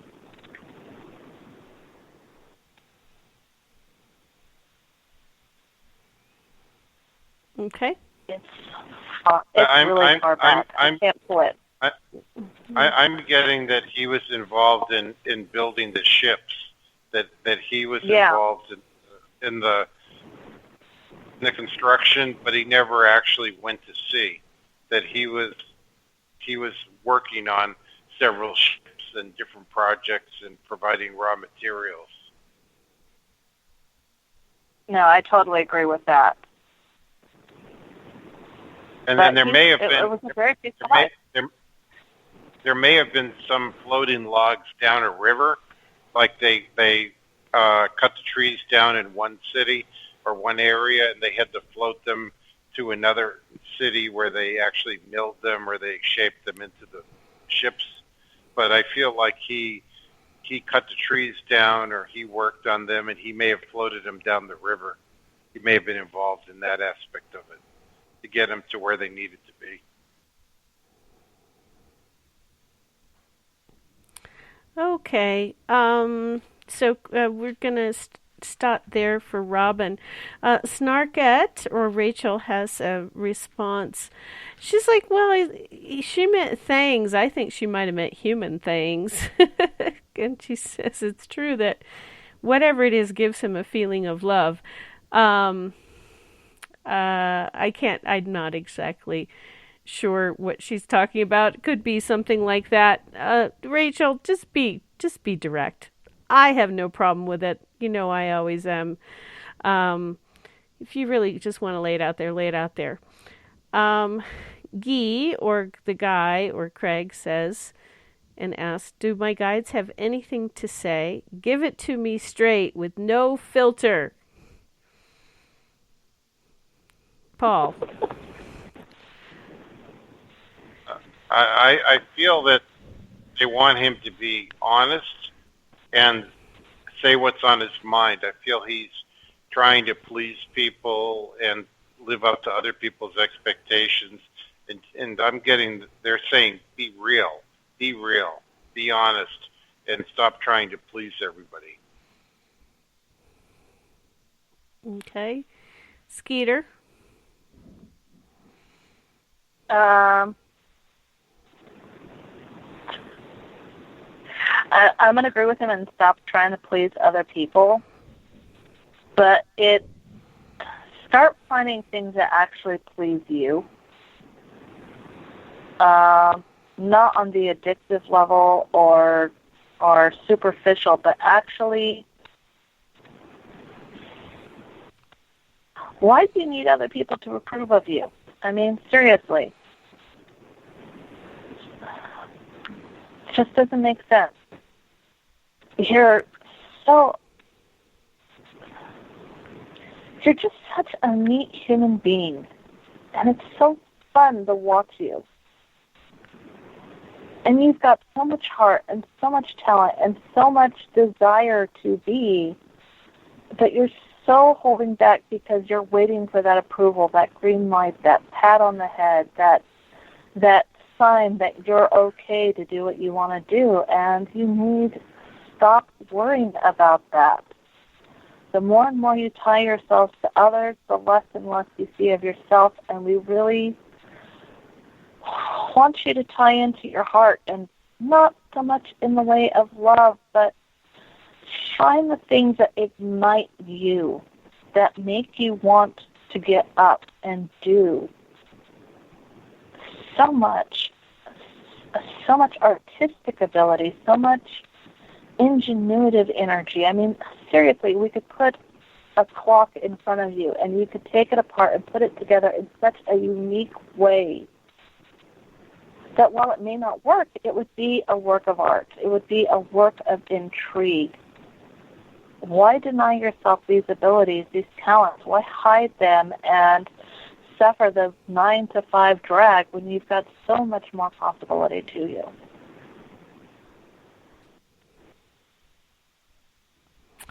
Okay.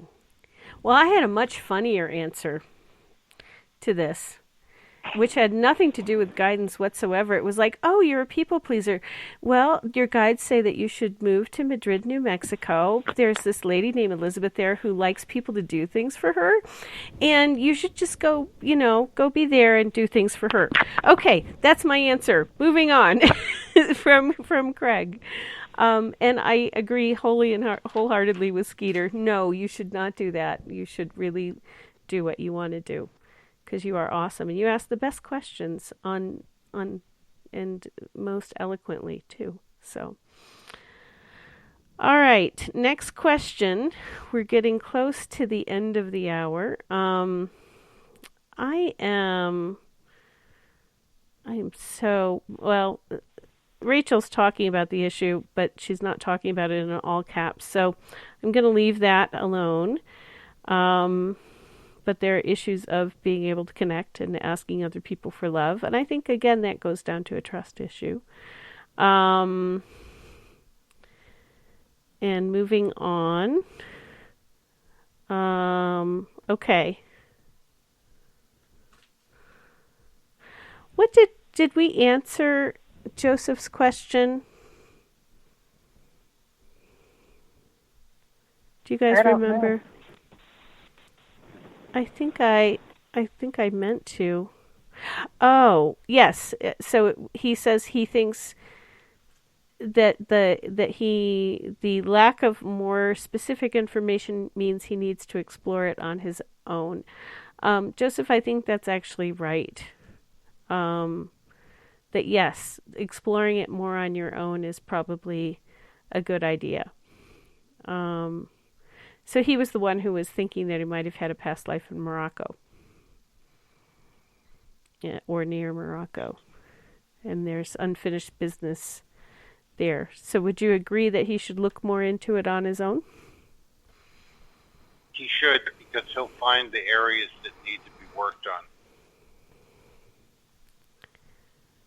Okay. Christopher did not write his questions in all caps, but we'll do it before we leave. Follow up for Paul and Liz and Skeeter. I am finding a reliable guide named G, as she is one of the very few spirits that do not mislead me. Is she the only person I can trust on the other side? Well, I don't know. I'll answer first. I don't know that she is the only person, Christopher. I don't want to set that limitation because I'm sure there are others who are trustworthy. But right now, I think that it's good that you know that you have at least one who is trustworthy. Skeeter? For Christopher? Yes. Mm-hmm. He's got so many guides. I know, he does. He just needs to slow down and listen to him. I mean, he's honestly my favorite root digger because he does have a lot of energies that are working around him right now, especially right now because so much change is happening around him. So it's just slowing down and talking to each and every one and seeing who is stepping forward to really help him right now. Okay. Good answer. Paul? I feel he has other guides that he can trust, but he's not working with them fully or acknowledging them. So right now the guide that he is listening to is the one that he's got the strongest connection, but there are other guides that will come in the future. Yes, good answer. I agree with both of those. Just for right now, if, slowing down, working with G, and then getting a sense of what that connection is like and when it's a good connection is what is important. Yvonne has a good question in the Spreaker chat room, but we are a minute away from going into break. But may have to come back to this.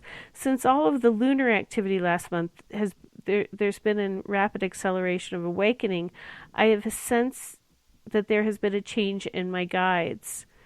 Please clarify who they are now, or who they are now. My guides, mahalo. Okay, and we are going to have to go to break, so Yvonne, I'll hang on to that. We're until the other side of the break.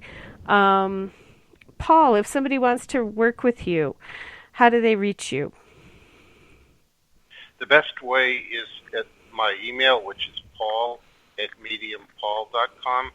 I live in Brazil, and I don't have a cell phone with me all the time, so the best way is by email, paul@mediumpaul.com. Okay, great. And Skeeter, if people want to contact you to work with you, how do they do so? BlueMoonWeaver@gmail.com. All right, and with that that, is the best way to text. Okay, great. And so you can get either Skeeter or Paul there. We're going to go into break. We'll see you soon. Hi there, this is Dave Scott from Spaced Out Radio, and I want you to come on a nightly journey. Starting at 9 p.m. Pacific, midnight Eastern, every Monday through Friday, you can come hang out with me and the other space travelers. We have it all from Carl the Alien bouncing on by to those misfit gnomes causing havoc. It's 3 hours of fun and entertainment on those topics the mainstream really doesn't want to touch. Come get all paranormal with us at spacedoutradio.com, and together, my friends, along with our resident guitar god Bumblefoot, we own the night. There's stories, then there's the truth. Do any of us really trust the news anymore? This is Jamie Sexton, owner of Rebel Planet News. The third Thursday of every month, I appear on spacedoutradio.com to bring you the truth you deserve, without mainstream media lies or alternative media fear-mongering. We'll get to the heart of the story and deliver the truth you're seeking. So come join us here for the Rebel Planet at spacedoutradio.com. Not ready for bed on Saturday night? Right after Spaced Out Saturdays, hop on over to S4 with Corey Ruiz and me, Eric Cooper from Forest Moon Paranormal. With S4, there are no limits to what we try and uncover. From government conspiracies to helping clean up the paranormal, no topic is safe on S4. We get to the heart of the matter, of the subjects you want to learn more about. So tune in on S4 starting at midnight Pacific, 3 a.m. Eastern, only on spacedoutradio.com. Hi there, I'm Butch Witkowski, lead investigator with U4 Cop. On the final Monday of every month, you can listen to me and host Dave Scott on Spaced Out Radio's Strange Days. We're going to get to the heart of the matter when it comes to what's happening out there. People are seeing and experiencing things from ET contact to Bigfoot, and I want to hear about it. Your experiences are what we investigators need to help solve these unknown mysteries. So tune in at spacedoutradio.com to the final Monday of every month from Butch Witkowski's Strange Days. This is Eric Markham, news editor for the Spaced Out Radio's The Encounter Online. We have put together a great team of writers and journalists from all over the world to bring you top-quality paranormal stories, from alien encounters to the latest conspiracies. You won't find any of that fake news here. True stories and top-notch reporting as we look to bring these experiences to the mainstream. The Encounter Online, only at spacedoutradio.com. Do you want to know the truth? Do UFOs exist? Are aliens real? Are the governments hiding the biggest secret in history? We're UFO seekers, and we're on a hunt for the truth. Subscribe to our YouTube channel and follow along with us as we journey across the United States, visiting UFO hotspots and alien hotspots, trying to document the UFO phenomenon. Catch us on Spaced Out Radio every third Monday of the month as we discuss Area 51, UFOs, and more. And also, don't forget to subscribe to us on YouTube. There's a lot of strange going on in this world, and we can help you find out what's going on with you. Paranormal, cryptids, UFOs in the sky, aliens in your bedroom tickling your toes. We have the investigators you need to find out the answers you deserve. All you have to do is head to spacedoutradio.com. Your information is 100% confidential. The SOR Sightlines Report. It's free, and we're here to help. Patrolling the Pacific Northwest, we are always on the lookout for the strange and unassuming stories that real people are experiencing. Hi, I'm Vincent Zunza from Pacific North Weird. Me and Alexandra Sullivan have teamed to bring to you those odd stories that never seem to make it into the mainstream. Stories so weird that will leave you scratching your head wondering, is this real? It's as real as it gets with Pacific North Weird. You can watch our videos right here at spacedoutradio.com. Become more intimate and interactive with Spaced Out Radio. Join our Space Travelers Club with your new membership. For $5 a month, we'll provide you with special access to the website, monthly prize draws from books to psychic readings, along with monthly newsletter, private interviews, and more. Sign up today to be part of Spaced Out Radio's experience. Looking for a place to advertise at a very reasonable cost? Look no further than Spaced Out Radio. SpacedOutRadio.com has an advertising tab that you can click to check out our daily, weekly, and monthly packages to play on the radio, or our website including social media. From commercial spots to banners, we have it all. Check out our competitive pricing today. Don't have time to listen to Spaced Out Radio live? Wherever you are, the car, the office, the shower, or even if you're traveling, we're right here for you. Each Spaced Out Radio show can be found on iTunes, TuneIn, and on our YouTube channel, Spaced Out Radio Show. It's the perfect way for you to catch up on our shows. For more information, just head over to our website, spacedoutradio.com, and tune in to us today. Visit purpleplates.com today. For over 40 years, the Purple Energy Plates have been delivering amazing results for their many customers. Inspired by the great genius Nikola Tesla, the harmony, healing, and energetic effects of the plates have proven over and over to be beneficial and often miraculous to thousands of customers. Check their site for daily specials and choose from their many energy products. You won't be sorry. Visit them today at purpleplates.com. We are lighting the void on Saturday nights on Spaced Out Radio. Hey, this is Joe Roop, and I'm hanging out in SOR headquarters every Saturday night, bringing you the latest news when it comes to the weird and strange. Bigfoot, occult, UFOs, ghosts, and everything in between, I got you covered. You can tune in to spacedoutradio.com starting at 9 p.m. Pacific, midnight Eastern Time. Come travel into the void with us on Spaced Out Saturdays.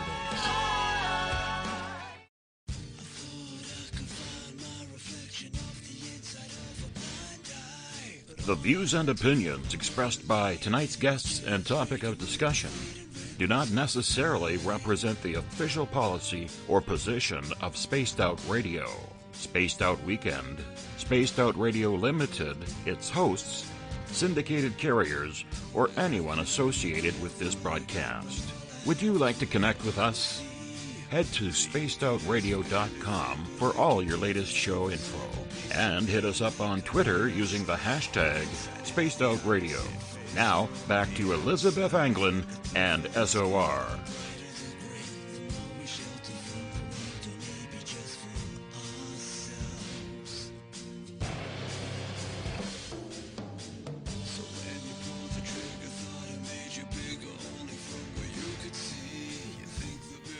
Hey everyone, welcome back to Spaced Out Radio's Cosmic Passport and Psychic Sunday. I'm your host Elizabeth Anglin, coming to you live from Madrid, New Mexico.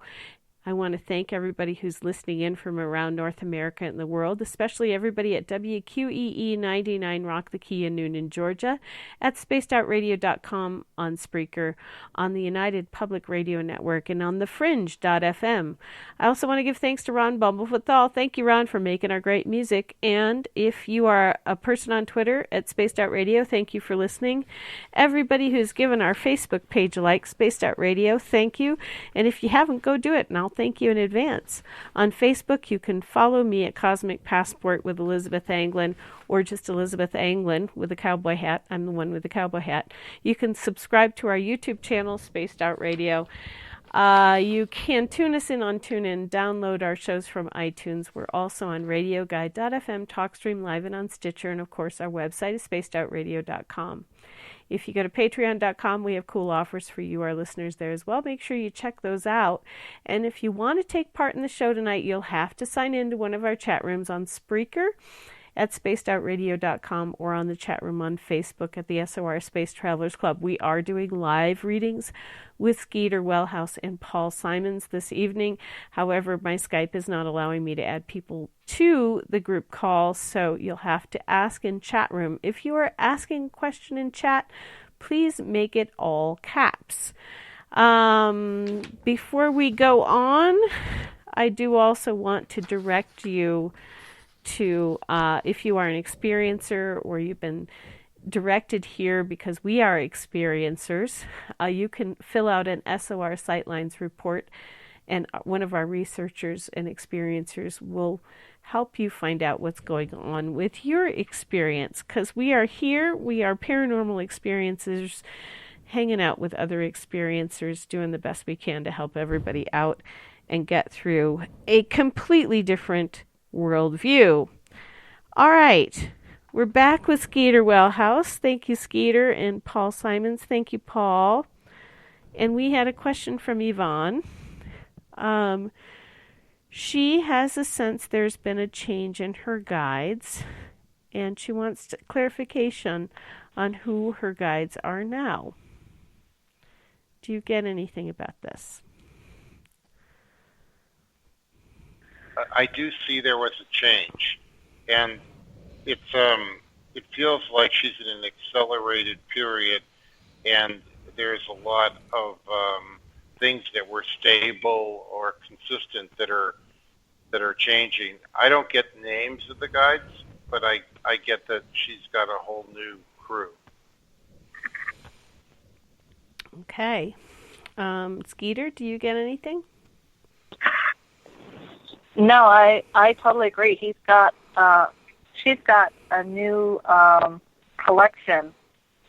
It's for her own ascension. She's getting ready to come into some of her own karmic energy that she's going to have to sort through some. There's one gentleman who's stepping forward fairly aggressively.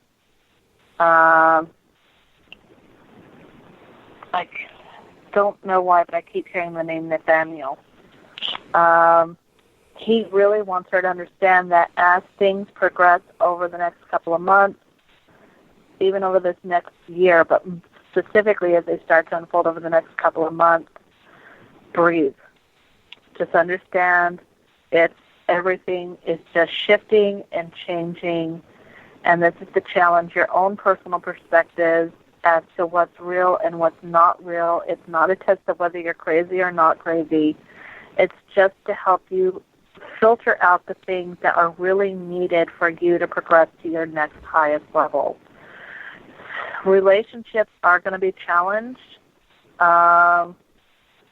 Some financial shifts are going to occur, but don't worry. He's laughing. The expression is, by the skin of your teeth, you're going to come in on something. But as we get past this growth period, things are going to level out, and it's actually going to be very prosperous. Not necessarily financially, but in other areas that'll make up for the prosperity of financial. Okay. Does that make sense? I think it's a good answer. Yvonne, you can give us feedback in all caps once you hear this message. We're going to move on in the meantime to Kevin J. in the Spreaker chat room. He says, what is my guide's name, or what are my guide's names, and what do they have to say to me?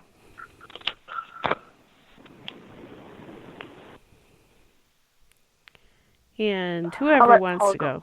Okay. I'm in the middle of drinking tea. My throat's getting raw. I apologize. Yeah. You should come down here and try juniper pollen. No, that's why I moved away from there, was to get away from the juniper pollen. This is the one time of year I don't miss New Mexico. Yeah. There's a really sweet little old lady stepping forward for him. Don't Don't worry so much about who your guides are, but what they want from you. That's your highest prosperity. You've been a little stubborn, taking in lessons, a bit impatient, but you've gotten better with time. Understand that we're sitting back and watching you grow and develop right now, and our whole purpose is just to love you right now because so many things in your life have been lessons, and they're lessons preparing you not so much for this life, but the next life. So just understand this is a ride, enjoy it, love it, live it, and know that we're here. It's a grandmother or great-grandmother, paternal, maternal side. Very, very, I would say she's robust in her energy, but petite and present. It's kind of like if you caught her off guard, then you would see what a neat person she was. But otherwise, she was really reserved. And that's not something she necessarily wants you to continue carrying on. Be who you are. No more masks. Just be you. Does that make sense? Okay. You can give us feedback in all caps. Paul, do you have anything to say for Kevin J? Did anything come through? I get that he needs to have faith. This seems to be a reoccurring theme, to just trust it and have faith and not worry. He seems very worried. Okay. All right. So let us know with feedback how that works for you, and we'll get to your feedback after the plethora of questions that I am seeing in the chat room. Thank you so much for asking them. Shar has a question in Spreaker chat. Why do I feel that my second sight is developing, and who did I see yesterday outside at the neighbors? That one I have to step away from. I don't know. Yeah, I don't either. Paul, do you get anything? I don't get who she saw, but I do see that she's in an accelerated growth period spiritually and psychically, and that it's going to continue for at least 5 more months. Bottom charts really strong. Okay. And that would relate back to your earlier reading, Shar, about moving out of where you have been into where you are going. So try to remember that earlier reading, because that'll help you with all of this. Guy says, thank you very much to both Paul and Skeeter. Christopher says, you're both awesome. Thank you for helping me discern, to both Paul and Skeeter. And Rachel says, plethora. And if a guest says plethora, they get to drink more. So, Skeeter. Oh, wait, they have to say it in conversation. Never mind. All right, let's go on to questions. More questions. Okay. Sandra asked, my guide or guides, who are they and what do they have to tell me?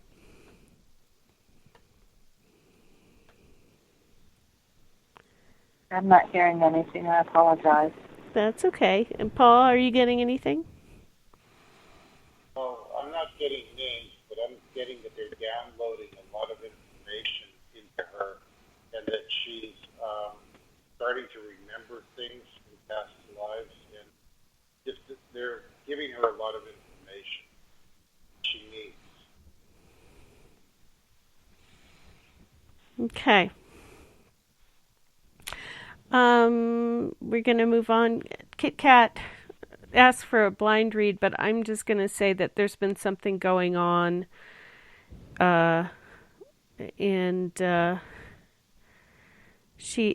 something is going on in her sleep, and she would like you to take a look at whatever it is. Paul, do you get anything? I'm getting that there's a lot of shifting. This is a transitional year, and she has to trust it. And just talk about specifics now, they're not going to be relevant in a month or two. There's the big theme of this year is to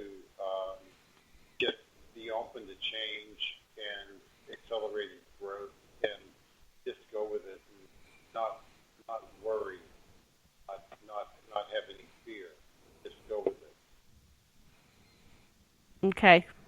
So whatever it is that's happening in your sleep, don't be afraid of it. Skeeter, do you get anything? All I heard was it's nothing dangerous. It's just trying to talk and chat. You have the angel Gabriel around you a lot. Ask him to step in between and guide the conversation for you.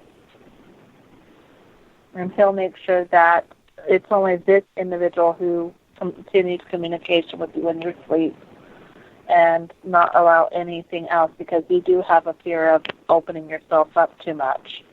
So he'll make sure that conversation stays just between you and this other individual. Does that help? I think that should be very helpful. So Kit Kat, just go ahead and call in the angel Gabriel before you go to bed. And you can be open to this one conversation, but not more. And just, have him adjust that. Thank you guys for that. Greg says, I have my screen's jumping around. I've got a hobby I love doing, and lately I've made a bit of money doing it. Do you think it will be worthwhile cranking it up a bit and trying it full time? Thanks. Not yet, but soon. Okay. Put a little bit more money into it, polish it up. Get some help, because you're going to need people to help you with this. But definitely not far future, but near future. What about you, Paul? I see it's going to take time, and the question is how many resources, how many people does he need this year? And I think he doesn't need to add any people until next fall or winter. Okay. Greg, let us know if you have any follow-up question to that. Robin has another question. He would like to know why he feels he needs to go to New Orleans. He's had several lives there. Yeah, and it'll be fun. Paul, what do you get? Yeah. I feel it's to have get a download to get some information, but he's going to have fun.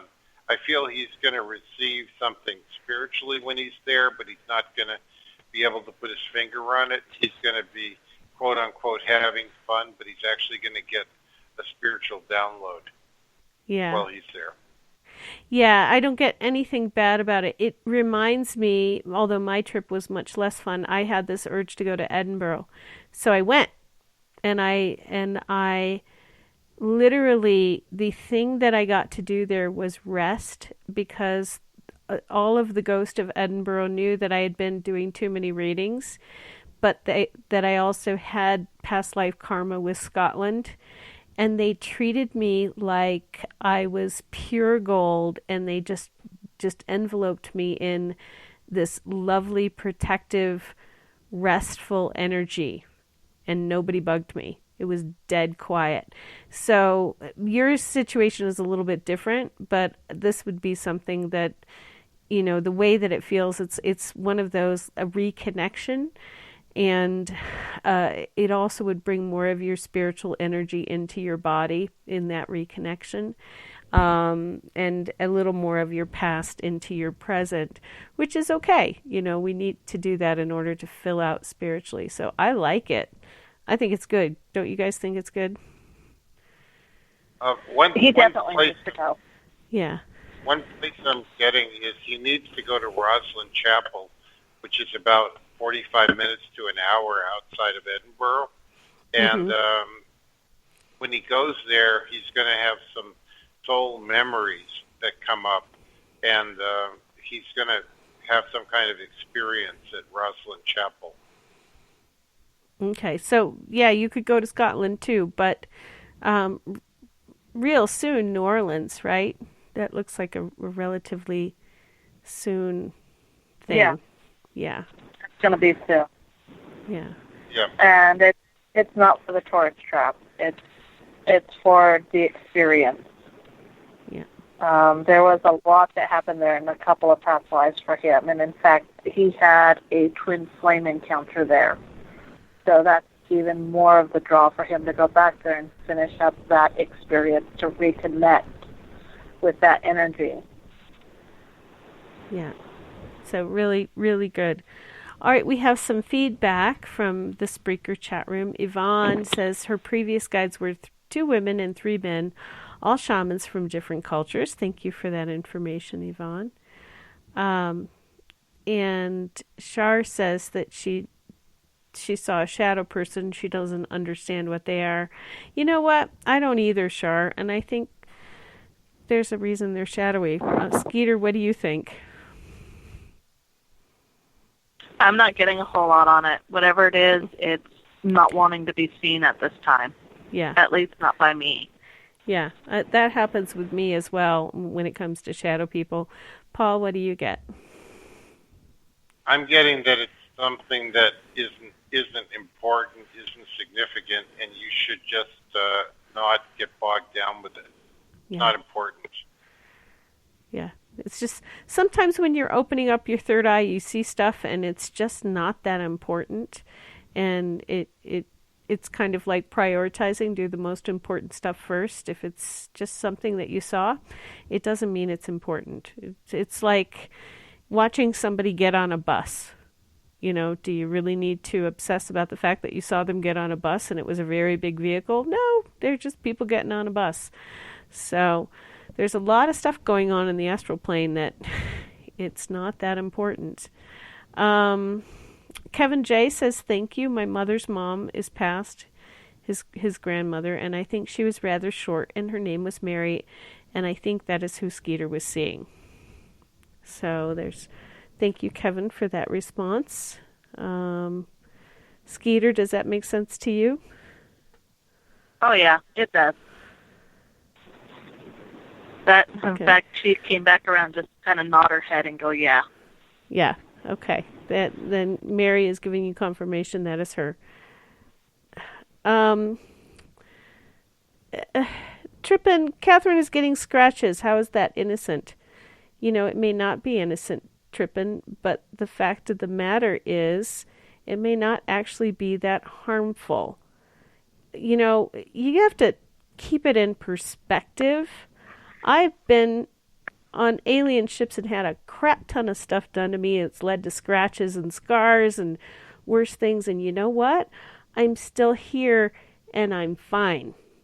So if we want to be whiny little kids who every time we get scratches or something that isn't quite comfortable, we can say that then those bad evil beings, oh my gosh, they're all bad and they're all evil.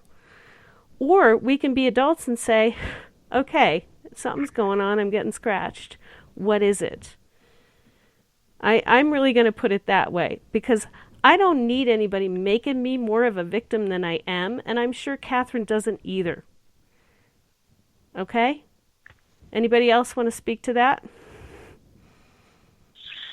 You have to understand, a lot of people, the media, television, all that has made getting scratches to be a little scary. And a lot of people consider getting scratches to be comparable to demonic or some malicious energy or whatnot. Remember how I was talking earlier about the one client of mine whose they had to deal with their mom that they needed 3 knocks or 3 flicks of the light. Sometimes the only way a spirit or energy can make contact is the way that they do. You can set boundaries and say, you know what, this isn't the way I really want to be communicated with. Can we come up with another form of communication? If it has to deal, I'm not really sensing abduction. I'm sensing an entity or energy of some sort that's visiting and trying to communicate. And it's actually getting frustrated because no one's listening. So, yeah, it's like a little kid or a kitten or some kind of energy that's not being listened to, and it's resulting in scratches. It's not malicious. It's not mean. It's not demonic. It's not meant to genuinely harm. It's just an attention getter. So something is trying to communicate, and it's not being heard. And you can set the boundaries. This is not the way to communicate with me. Let's set up another way to do it. And sit with your guides and ask, do I sit in meditation with this thing? Do I ask my angels and guides to set up an interpretation between us?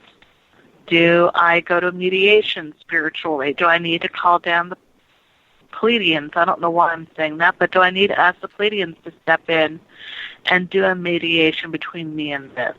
Well, and we already answered that, which was call in Gabriel to help you with this and connect with this particular spirit. So this was already answered. Yep. Call in Gabriel. Gabriel can handle this. Gabriel can handle this just fine.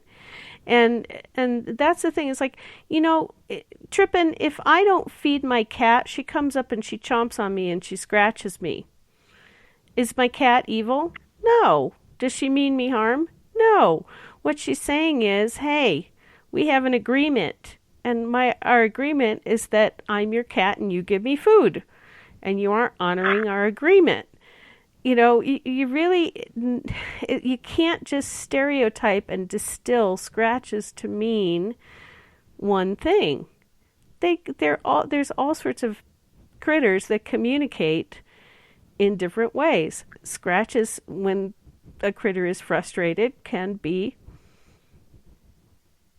important communication. All right, I'm done. Paul, you have anything? Well, I think Gabriel's the way to address it and not to worry about things. Yeah. Yeah, not to worry. If you worry, you make a mountain out of a molehill and you don't address it directly. If you go in with bravery, I mean, a lot of times people will run screaming for the hills and then they just compound their problem when they can call in an angel for help and address it directly and move through it, and it'll all work out. So, that's, I think we've covered that. Yvonne is saying that her guides now are paternal and great-grandmother Kumu, who passed in 2015, and she doesn't sense the others, but says thank you for your reading for her about her guides. Going forward, I just said a big on air.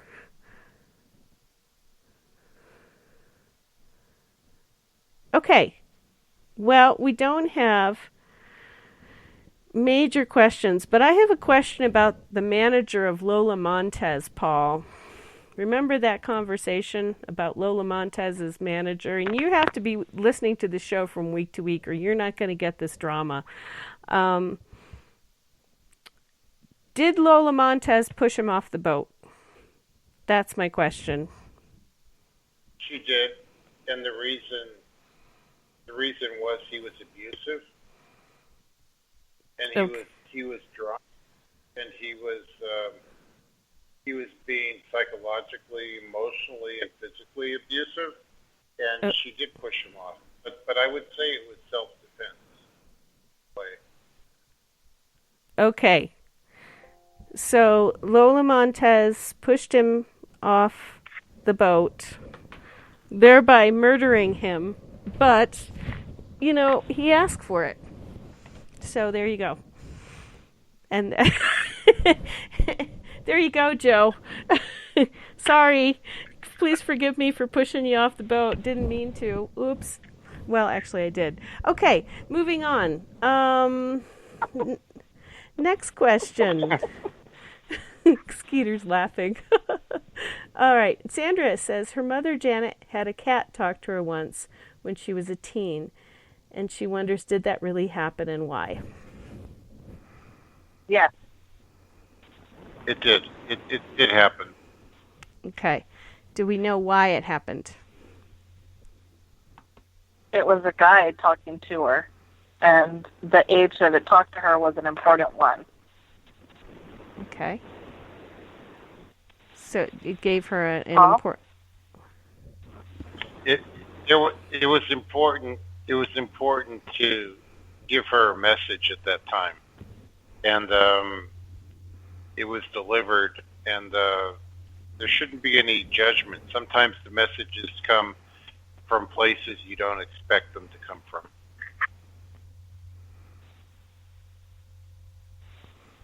Okay. Good answer. I agree.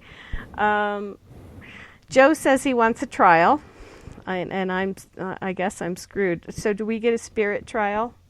I think it was self-defense. No. Yeah, he doesn't get a trial. You're convicted of being a jerk. Splash. You were tried, and I was judge, jury, and executioner. Splash. Oh, sorry. That feels way, way, way too good. All right.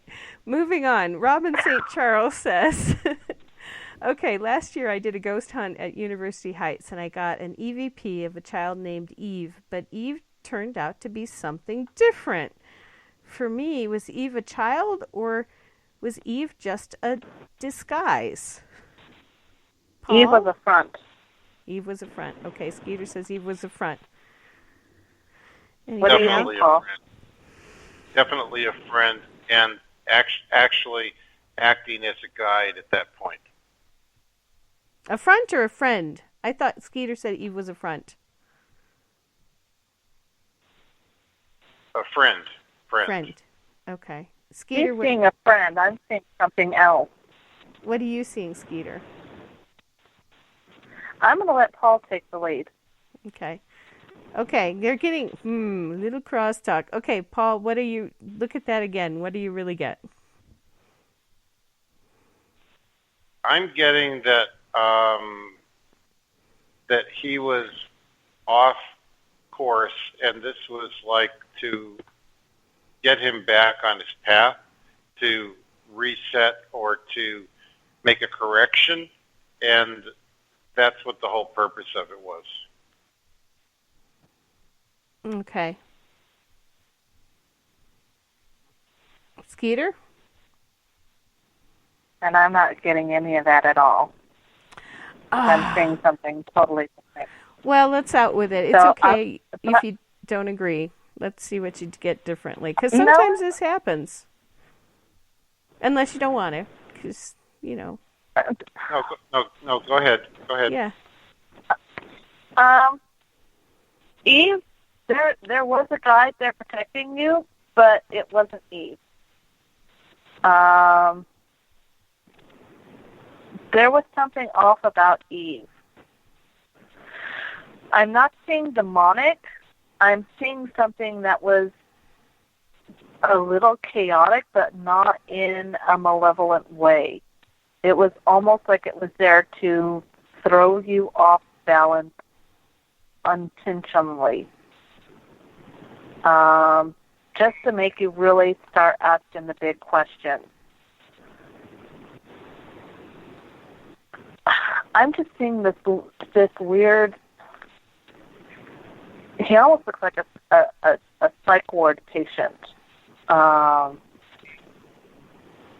little beraggled.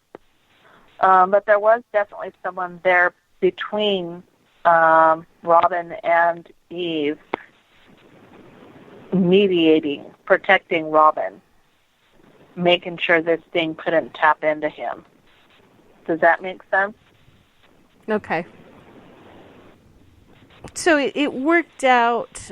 It worked out for whatever reason it worked out.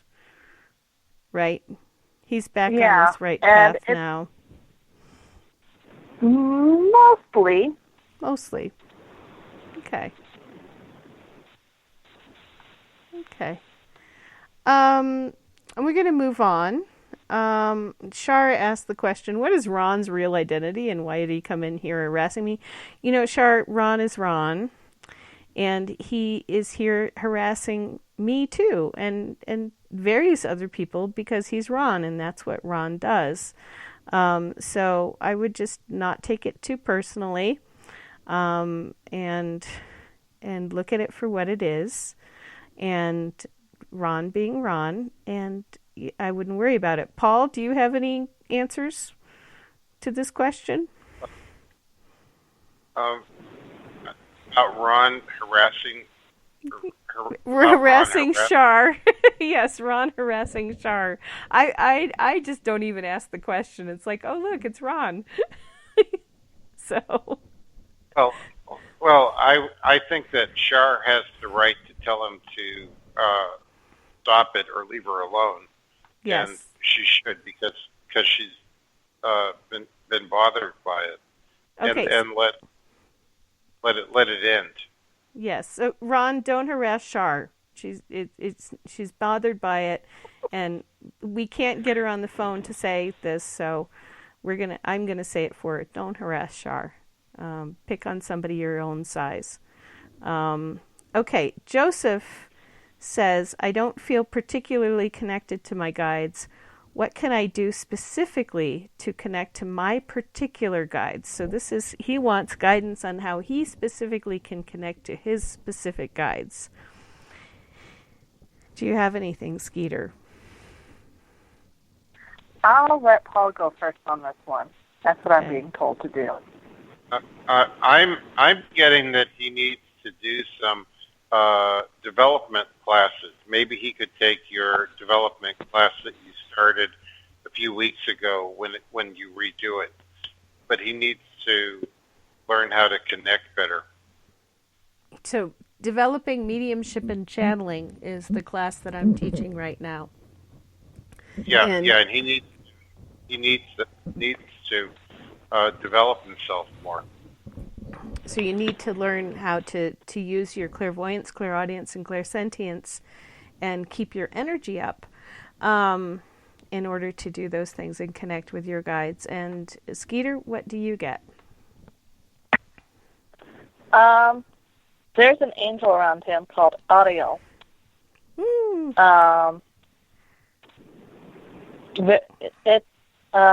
one of the less aggressive ones, but it's a good one. They're specifically about communication and stuff like that. It's not Azrael, it's Audio, like almost like Israel, but Azrael. Audio. Ariel. Could it also be Ariel? Ariel. Yeah.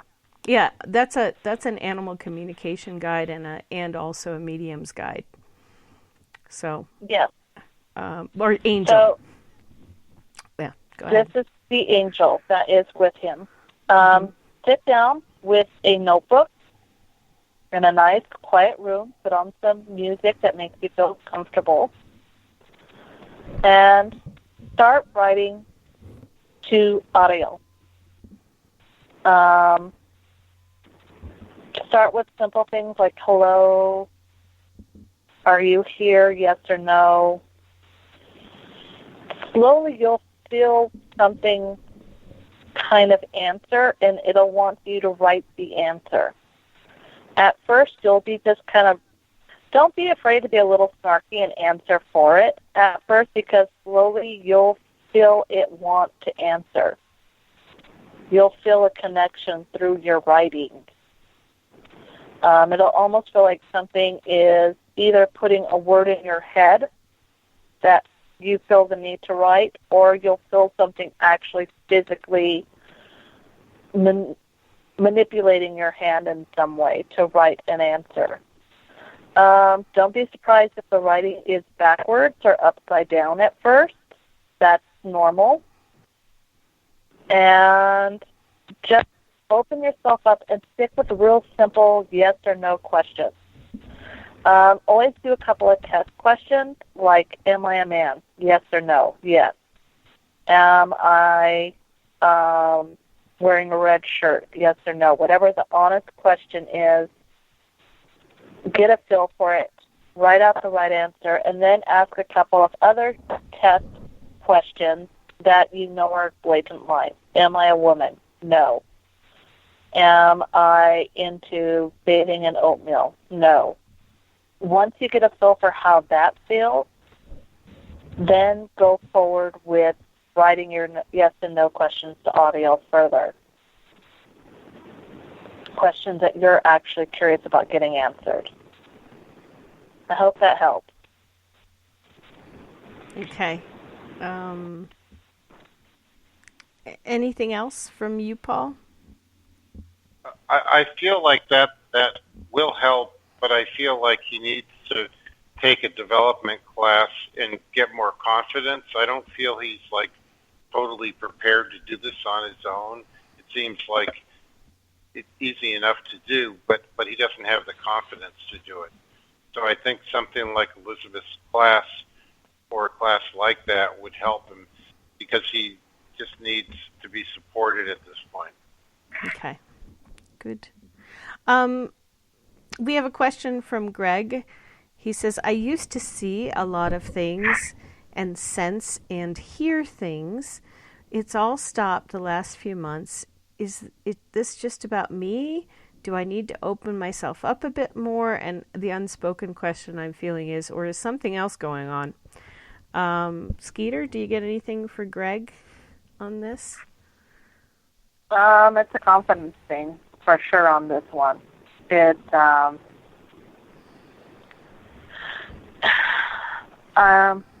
can you take over while I work out the right words with my guides, please? Well, in addition to being a confidence thing, I feel it's a little bit intimidating right now, and I feel like he just isn't sure what to do. There's some intimidation going on, as well as lack of experience or confidence. He feels intimidated, or something in spirit is intimidating him? He doesn't have the answers. He feels a little overwhelmed and intimidated because he's not sure what to do. Okay. Okay. And lack of confidence, too. Yeah. Skeeter? I'm going to go with what Paul said, but he needs not so much to open up more. It's about owning what he already is. And I'm just hearing confidence, that he needs to work on confidence. Okay. And so in class, what we do about that is, if you start to hear the inner critic talking, listen for your inner critic, Greg, because a lack of confidence also usually shows up as a critic who says, oh, you don't know that. Well, how can you be sure? Well, you're not that smart, or blah, blah, blah, blah, blah. When you start hearing that voice, you want to tell it to go into the corner and turn around and put a dunce cap on and just banish it. So sometimes it's just a practice of making the lack of confidence showing up as a critic or a doubter shut up. It's not like somebody waves a magic wand and you become confident all of a sudden. It can be a daily practice of just telling that voice to go in the corner, put on the dunce cap, and shut up. And then moving forward again without that negative voice in your head pissing all over what you're doing. That's how it works for a lot of people. I'm not reading this. I'm just telling you what I know from experience. If you wanted to try, listen for that voice and then get it to be quiet. Like, actively tell it, be quiet. I'm doing this now. And you also giving yourself permission not to know, like to move forward even when you don't know. Have it be okay not to know. Those are the two things I would say. Does that make sense, Skeeter, Paul? Yes. Yep. Andy from Down Under in the Spreaker chat room asks, I saw another light in the sky on Friday night. Was that the Arcturians' third UFO I have seen since 2015 so far? Not Arcturian. Okay. No, not Arcturian. Okay. Do you know who it was? Now I'm curious. Who do you think it was?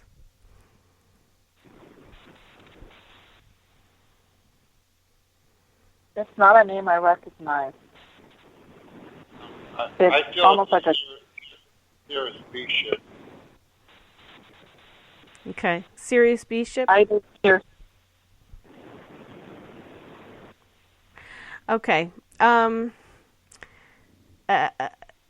Skeeter, what were you saying? What did you have to say? What did Paul say? I don't hear Paul all the time. Yeah, he's got kind of... It was the Sirius B ship. Sirius B. All right. Okay. Yeah.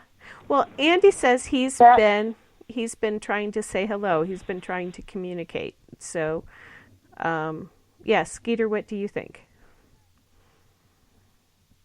Be careful on who you're trying to reach, because you're sending out an open mind. And remember the party line of the 1980s, where anybody could join in? Yeah. That's kind of what you got set up. So be careful who you're inviting in, because the energies I saw, I'm not familiar with 100%, but I've got a guy who's telling me you'd want to ask for intercession on your behalf with them. Intercession means what? Intercession means what? I don't know. Okay, because I'm like, what? You want to ask someone to mediate or make sure that they don't do anything that they shouldn't be doing. Yeah. So what I say is only ask for friends of Elizabeth, who she trusts, because or somebody that you know. But I know some good ones, so ask for my people to intercede, or Paul's. Okay. Joe Monk asks, why do I sometimes feel like Lola Montez killed me? Why? Yeah. Because she did. Skeeter?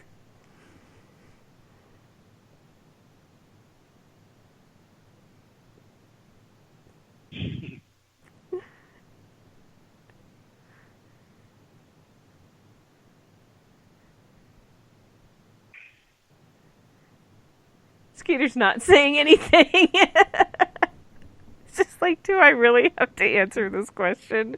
And the answer is no, Skeeter, you don't. Where'd you go? Uh-oh.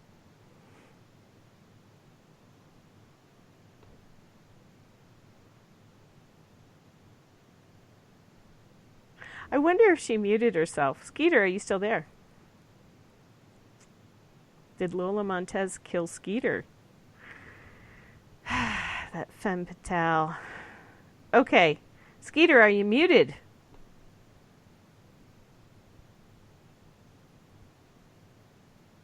Okay, we've lost Skeeter. We don't have her voice.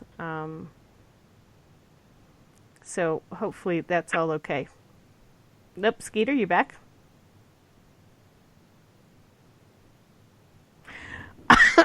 So we're going to move on from that. Greg says about his advice, he will do it the Glaswegian way and tell the negative voice to F off.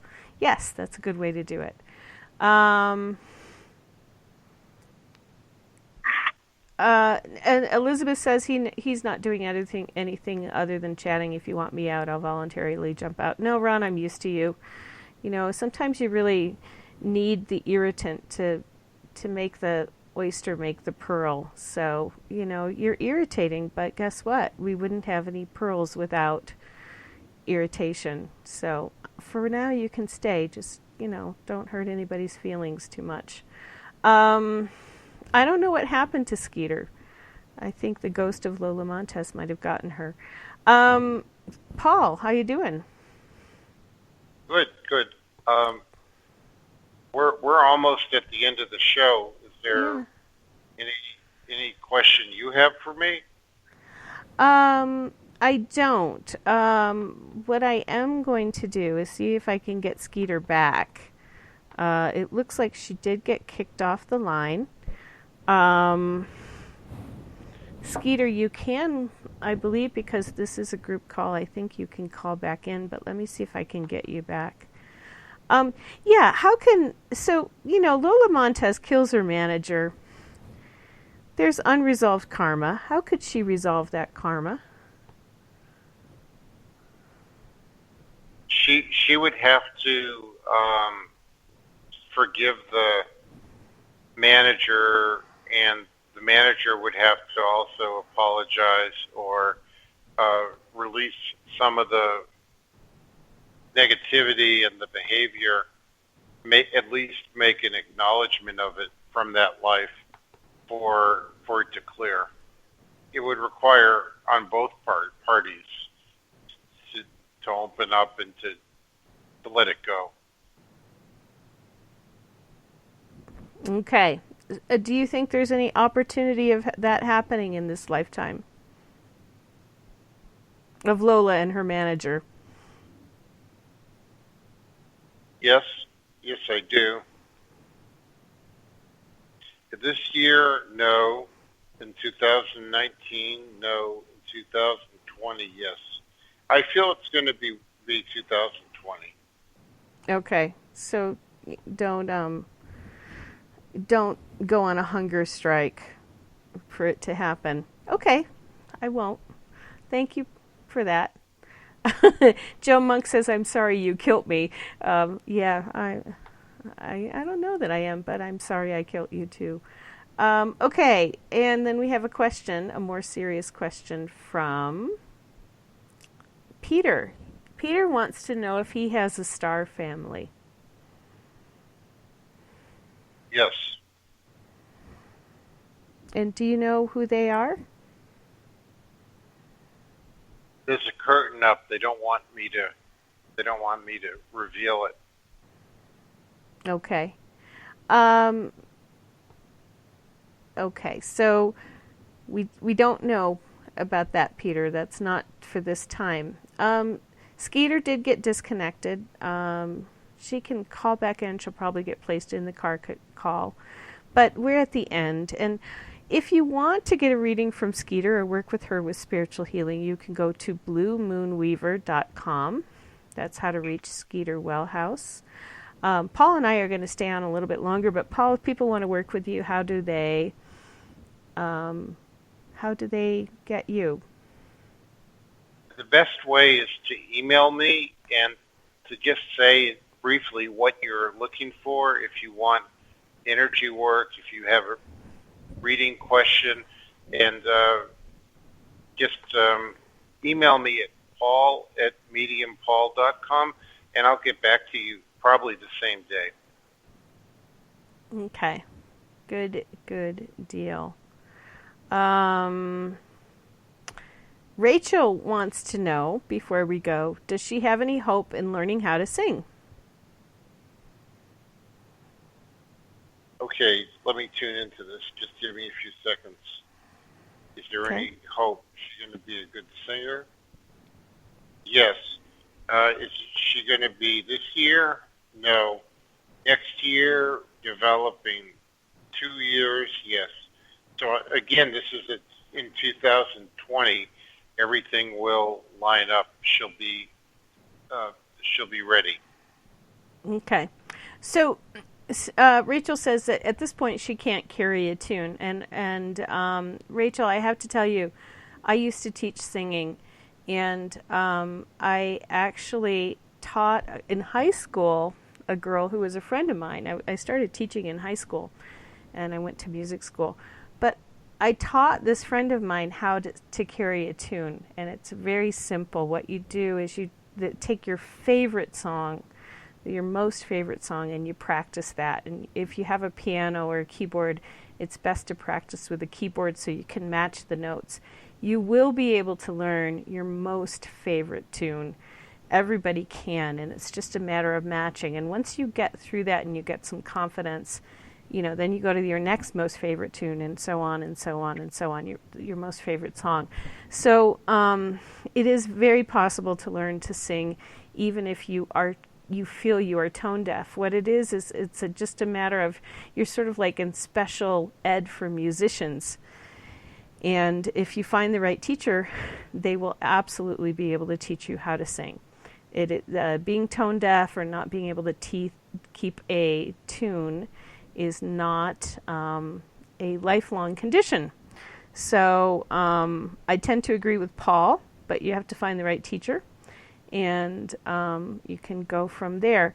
So Paul, should I try to bring Skeeter back in? I tried a little bit ago. Yes. Let's bring her in. Okay.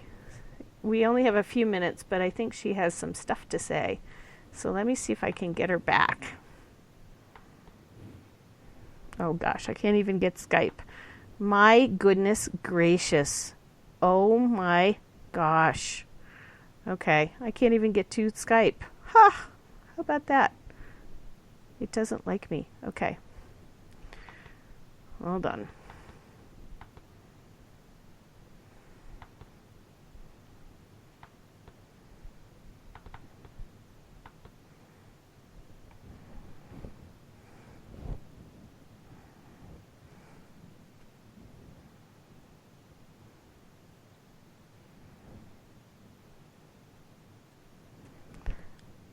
Sorry, folks. We're just not. I really want to bring Skeeter back in, but Skype is, for whatever reason, not cooperating.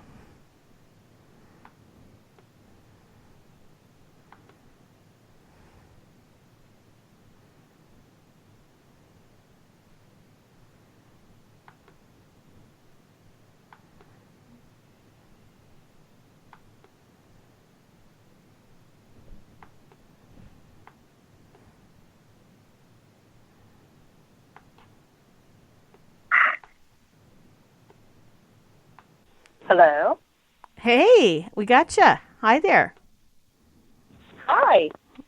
So did you have anything to say before we go for the evening?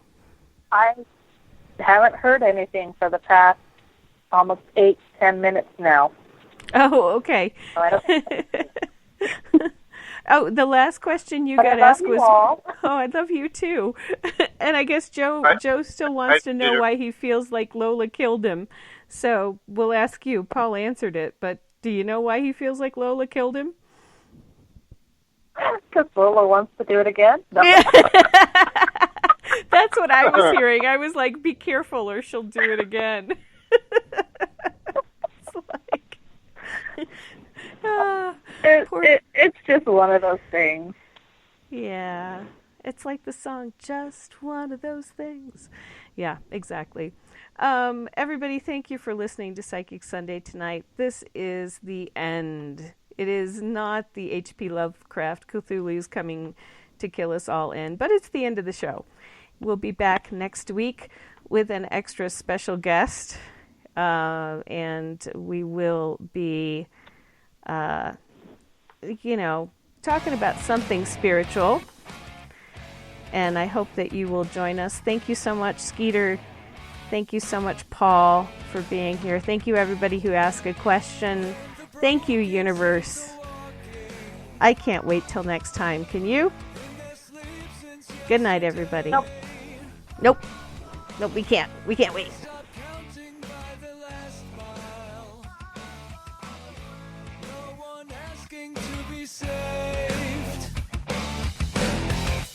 The cold wind keeps on blowing. I let it lead me astray.